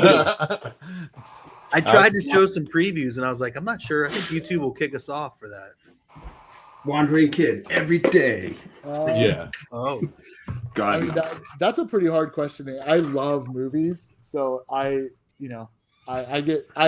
rarely listen to music or podcasts when I work. Really? I just have movies on playing. Whether most of it, I mean, now I used to be able to pay attention to movies while I'm working, and now I can't. So I have movies on that I've seen before repeatedly, and it's just more of like a comfort for me. But I don't know. I get inspired by a ton of movies. But now I'm blanking. So Creep I'm Show. all music. I love music. Creep Show is one of my favorite movies for sure. Yeah. I mean Is it really? that was Bernie Wrightson, which is awesome. Yeah. Which once again, I had no idea when I was a kid that was Bernie Wrightson, but loved it. Oh, really? Yeah, and then as an adult, I ended up with the studio book when I was pretty young Uh-huh. because I was into Frazetta, and I don't know. I think I got it at maybe a comic shop. And so I was introduced to Wrightson and exactly who he was, and Jeff Jones, and Cool. Do you know the book I'm talking about? The studio. Yeah, the adaptation of the movie. No. No, they all shared a studio in New Oh, York, okay. No. I don't know. and Tiger Press did a art book. And it's Oh, Mike shit. Paluda. It's pretty cool if you can find it and see it. That's pretty formative for me. So That's cool. Yeah, I think one of my favorite memories of the last 10 years or so is I got to be on a panel with Bernie Wrightson and William Stout, and I did not belong there, nice. but it was really awesome because it was kind of about movie concept stuff, and I brought my copy of the Creep Show graphic adaptation that he had illustrated when the movie came out in 1983, and it was my same copy, so it was like so messed up, but he Nice. signed it for me at the panel, and it was so cool. Yeah. He was a sweetheart. Everybody loves that. There's no bad stories about that dude. Yeah, he rules. Except me selling his art. Idiot. All right, we got a couple quick ones here. Let's see, Alex, when's the next T-shirt drop? That's a good question. Not at San Diego, apparently. Yeah, I used to have. I mean, for years, I've had pretty regular T-shirt releases. But this year, towards the end of the year, it's kind of slowing down just because I'm taking a little bit of a break from the T-shirt stuff for a minute because cost of goods have skyrocketed in the last 6 months, and it's really I'm not comfortable with raising my prices astronomically when people have paid a certain price for so long. I'm not like, I can't just be like, all right, well now a shirt's $50, deal with it, guys. So I'm just I'm kind of chilling for a minute and kind of seeing how things play out. I might start doing like pre-sale stuff or something like that soon, but I still do all of my shirts like screen printed, so it's taking a risk every time, right? It's a gamble. I'm paying for them up front. I'm, thinking what people might like and stuff. So when you do a drop, I'm gonna just ask, is it like a limited edition T-shirt? Is that what it is? Or is it like it's like kind a of bigger... limited edition by nature. It's kind of like, I make a certain number of them, and then when they sell, it's like I either continue them or if somebody demands, I'll bring them back later. But for the most part, I kind of move on, and I'm like, okay, I did that one. What's next? So. They're really hard to do because you got to end up, it takes up a lot of space. They're heavy to move. They're cool, and I love T-shirts, but it's a tricky one to do. Yeah. All right, sweet. We got a few more here. I forgot that there was one way up at the top for Wayshack about OAX. Let's see. Are you opening? Oh, where was it? Well, I don't see it now. All right, let's go back down here. Okay. What was the most challenging commission or project for you to complete that you felt turned out great?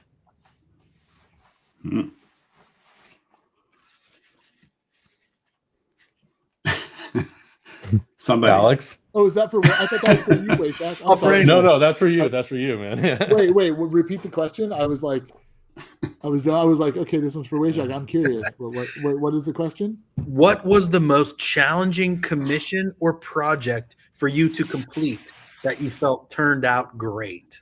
Oh, I think easily my baseball card set with Topps. I think that was the most intimidating thing to go into because before, like, I had to pitch them on it. Like they hired me and asked if I was interested in doing it, and I was like, yeah. And then they were like, okay, well, what are you going to do? And because I said I only wanted to do it if I can, do what I do. And so they were like, okay, well, what is it that you do? And so, I had to convince them that drawing kind of monstrous versions of real baseball players is not going to offend the baseball players. And I was like, no, it's cool. Like, this is what it is. But then once they approved it, all of a sudden, I had a 1.5 year long project that was subject matter that I'd never, I don't draw realistic likenesses. I don't draw most of my characters that I draw are naked. None of them are really playing sports. It's like everything was so weird, and they were going to be reproduced at such a tiny scale, and it was for a whole new audience I didn't have. So going into that was like, what have I got myself into? Like, I'm super intimidated, but I think that it was like one of the best challenges that I've given myself, because I'm really happy with how most of them turned out. Did you turn in a bunch of naked monster baseball player sketches for them to approve? I would have. I knew that they wouldn't have gone for that, but if I could, I scared them off. Like, it was more so like my goal was, I don't think it was Basil Wolverton, but like they had in the 70s and 80s, they had like, freaky baseball and monster baseball stuff, and like those were kind of like what I wanted to do, but the cards had to have the likenesses of the players on them, so it was a little different, but yeah, I'm happy with it. All right, we got about 10 minutes left, so now would be a good time. We should start showing off some of the original art sent in to us. Yeah, please that's send cool. your You guys stuff get over. art sent in? Yes, stuff people have been doing. Oh, cool. Oh, no, wait, from today? Yeah, from Yeah. Oh, dude, that's amazing. All right, let's see what we got here.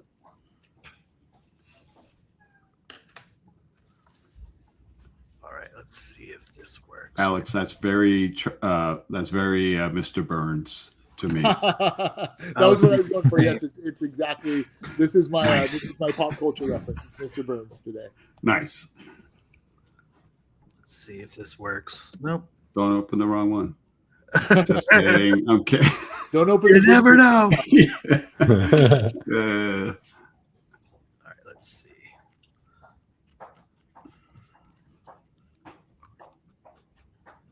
It's coming here. Dude, I can't believe both of you guys did work so fast. I'm. wait, what now? I love how fast you guys work. It's great, looking great. This you was have a partially whole done. finished illustration, man. Look at you. Hey, so you were a little nervous about drawing live. You did a great job. Were you okay? Are you okay? I'm okay. Yeah, I'm fine. Yeah. Oh my god. Oh, that's good. All right, Who's that's that? why. Dude, That's my that's friend so Ryan. good. That's great. He's put stuff in before, right, Ryan? Yeah, he was with me Yeah. 2 months ago at the studio. Yeah, that's cool. Yeah, he's really good. And then he did this one as well.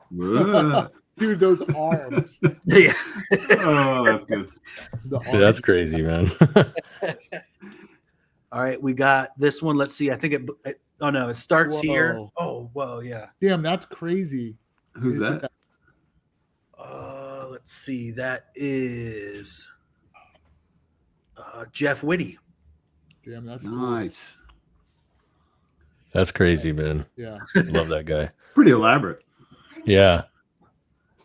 And then looks like this one by Dominique De Lorenzo started here.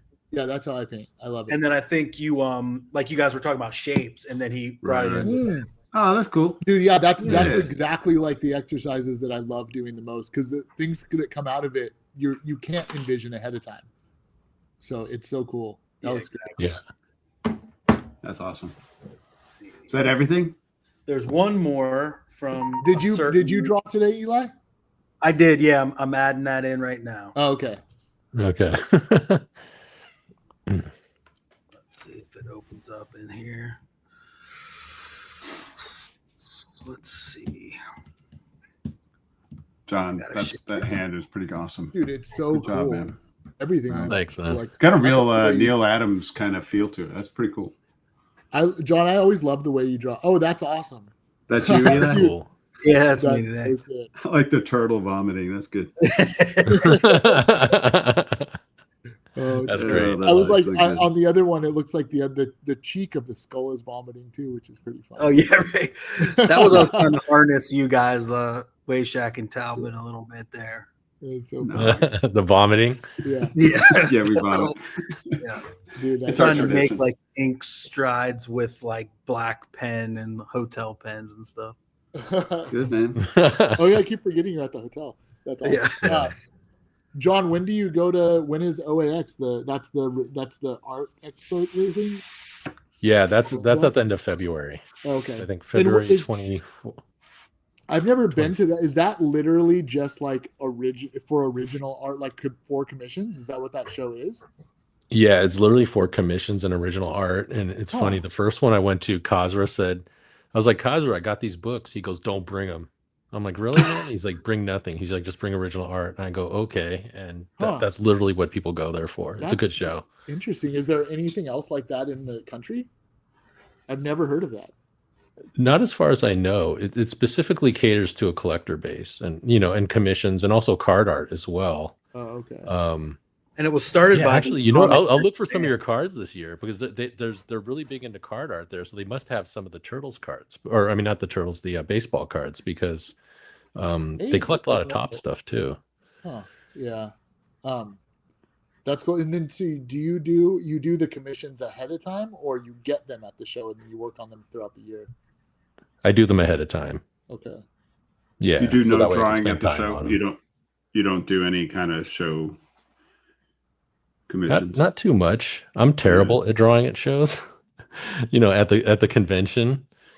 Me and Alex used to just do sketches for free. Remember, Alex? Like if somebody asked for a sketch, we just do something for free. I mean, I don't know if you still do that anymore. I do.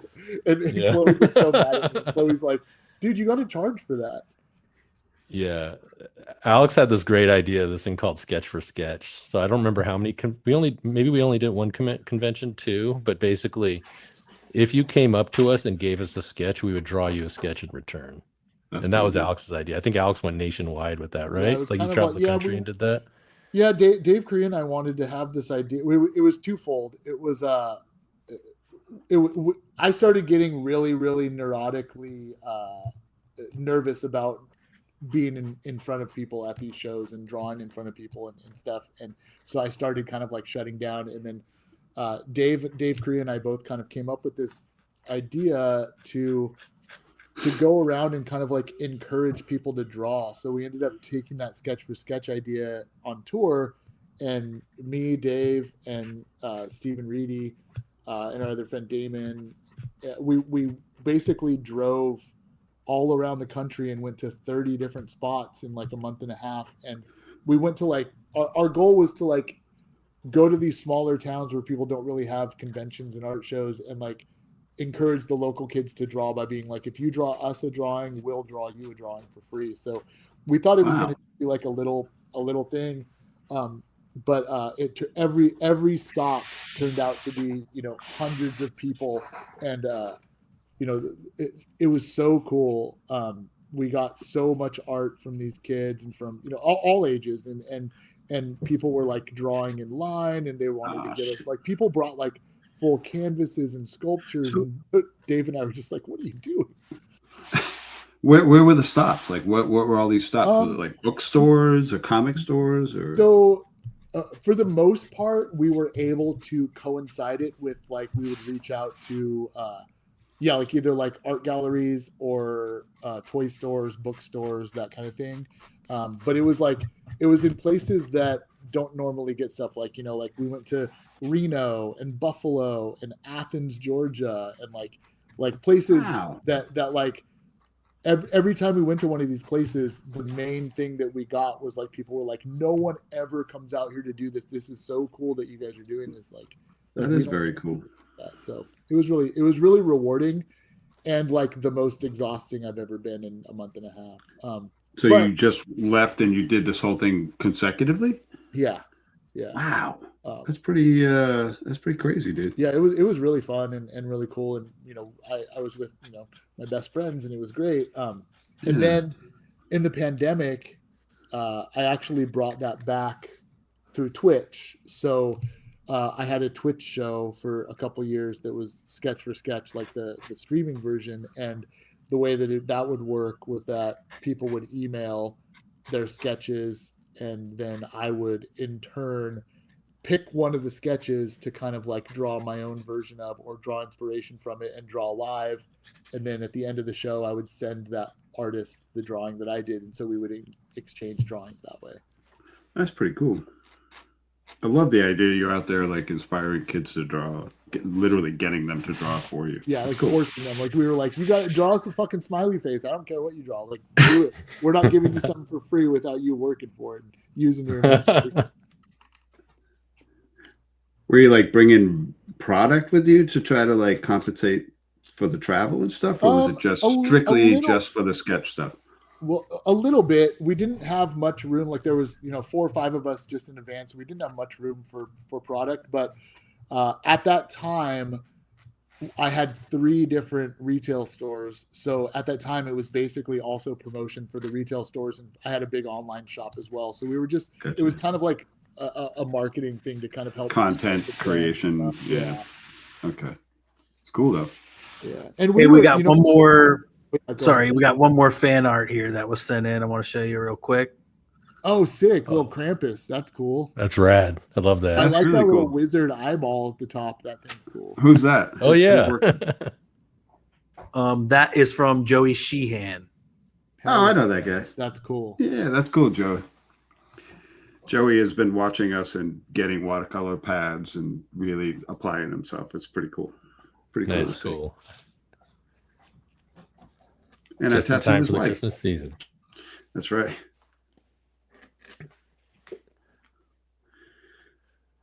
So what's next? What do we got left?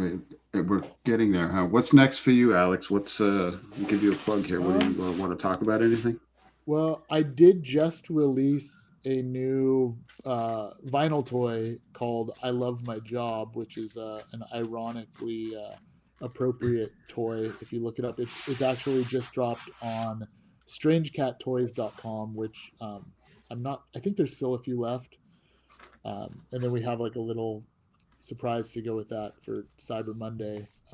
But I did that. This is kind of like the end of the year for me. So aside from, I have a couple of things cooking for Black Friday, which is next week. And I'm still kind of finalizing that stuff. Cause that's kind of like Black Friday is pretty much like my end of year for my, my online shop and stuff.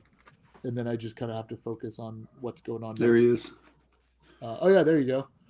Hell yeah. I had a lot of fun making that toy. Toys take so long to make, but I think it's crazy. It's really, really worth it. I like tangible stuff, and also I'm not interested or great in sculpting and doing that kind of stuff. So seeing my art in 3 dimensions is always like really, really cool to me. I was going to ask that next if you have it. So it's a 2D drawing that they turn into the toy. Yeah, like so, I'll do as many kind of turnarounds and angles, and then work with the sculptor on, like make the head bigger. It's always make the head bigger. Yeah. Erwin Papa just popped in. What's up, Erwin? Oh, dude, I fucking love Erwin Papa. That's cool. Yeah, we do too. Oh yeah. I have my first. It's not announced yet, but it's fine. It's not even really fully locked in, but for the most part, it is. I have my first official like fine art gallery solo art show in New York next year. Awesome. Sometime in May, most likely. So. What gallery? Can you say yet or no? I probably shouldn't because Okay. Awesome. Congratulations, man. That's great. Yeah, it'll be cool. I should already be working on it, but this will be my first piece. It's just called, the art show is called Mr. Birds, and it's just this. I was going to ask that is so when you're done for the season, is that what you're going to do? Because that's pretty much what I'm doing too. Is I'm going to do tattooing, and I'll get all the commissions that I got kind of lined up going. Yeah, I don't know. This year's a little bit weird because as much as I would like to focus on creating art for the show, like no income is generated during that whole process. So so I'm gonna also have to juggle, kind of like some commercial jobs and kind of doing more product in my online stuff and toy design and stuff maybe. So we'll see. Are you good at like compartmentalizing all this and like keeping a schedule to get to that? Or are you going to be frantically generating art close to the... In my head, I will say that I'm really good at scheduling, and then I will wake up every day and go, I forgot I said yes to this 6 months ago. Right. It doesn't feel like I can ever catch up. I don't ever I'm not disciplined enough to like actually say no when I say I need to say no, because it John, I don't know if you feel the same way, but like there was literally like no hope for our style of art as a profession when we were doing it. So I think that like still I have this like PTSD of like, this is going to be the last time anyone offers me money for anything ever. So like, I'm like, I guess I'll say yes to it, because if I say no, the well runs dry. Yeah, I mean, you said exactly what it is, because I'm still thinking that same way as well. Yeah, and I think and it sucks. yeah, I didn't think about it, but it must be because of that, because of how we start. Yeah. It's kind of funny because one time Sam told me, he says, I envy you guys. And this is when we were younger, and he goes, because you guys get to do what you want and make something out of it. But I was like, I don't know, Sam. I think you had it much better than we did. Yeah. Yeah, like yeah. I mean, it helped that he was really good at what he did too, but yeah, it's he tough also sometimes. found a pretty happy medium of doing what he wants and professionally. I thought so.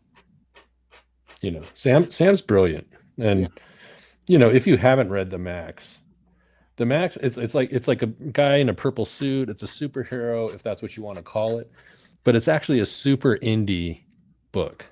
It's not a superhero book at all. If you actually go, It was through an it. image book, right? I don't know a lot about comics, but that was like, I remember seeing that and being like, holy shit, because he definitely had a whole, as exaggerated as everything was, he had like a Frazetta thing going on too. Yeah. There's a whole group of like artists from that time period that were wearing the Frazetta stuff on their sleeve. But I will say that they were not like Mark Schultz wearing it on their sleeve. They were just, it was in them. Yeah. You could tell it was there. And I always found that to be really cool. I loved his stuff. I loved his stuff. Yeah, the Max was like, why I was so drawn to it is because it was disguised as a superhero comic. It was like, the outside would have this big muscular purple guy monster being like fighting something, and then like you open it up and you're like, oh, this is about depression and a girl having a period. This is crazy. No shit. Yeah. That's cool, man. Yeah. Hey, we burned through 2 hours very easily. So this is usually when we start wrapping things up. I'm not saying we have to, because I mean, I'm just noodling at this point. I don't know. Nothing's ever really fully finished. So, it just that's true. That is true. Okay, but we should probably wrap up. Any more questions, Eli? We're good? No more questions. I got 2 more pieces of art sent in I could show, and then we could promo next month. That's right. Yeah. Thank you, dude. Keep me on track. Absolutely. All right, let's see what we got here. All right, let's open this all up.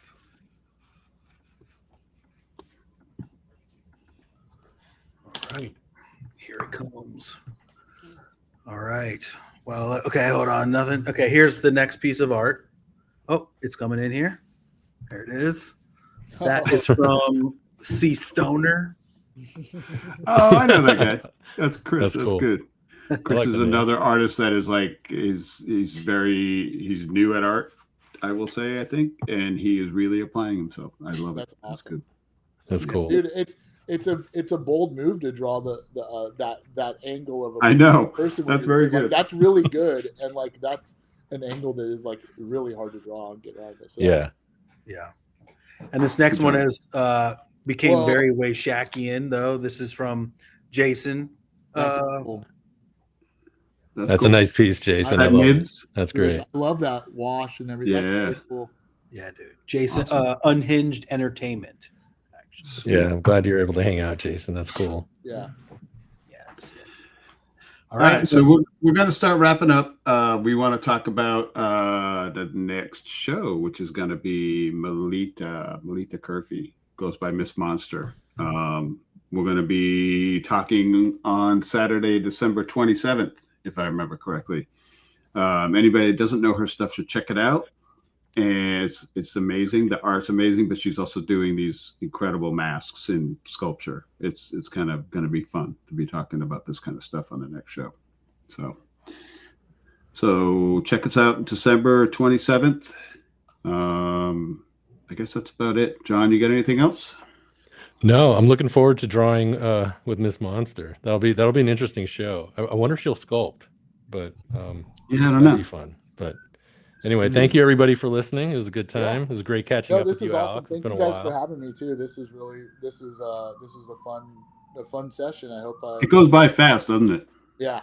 It really does. One of the things I love about this show, the unexpected thing I love about the show, is how inspired I am when we leave this thing to draw more. So it's great. And thanks everybody for checking in and drawing with us and asking us questions. I just realized my camera's backwards, reversed. It looks like I'm left-handed. Oh, is it? Yeah. Yeah, that's funny. Amazing. Cool. Great piece. Cool.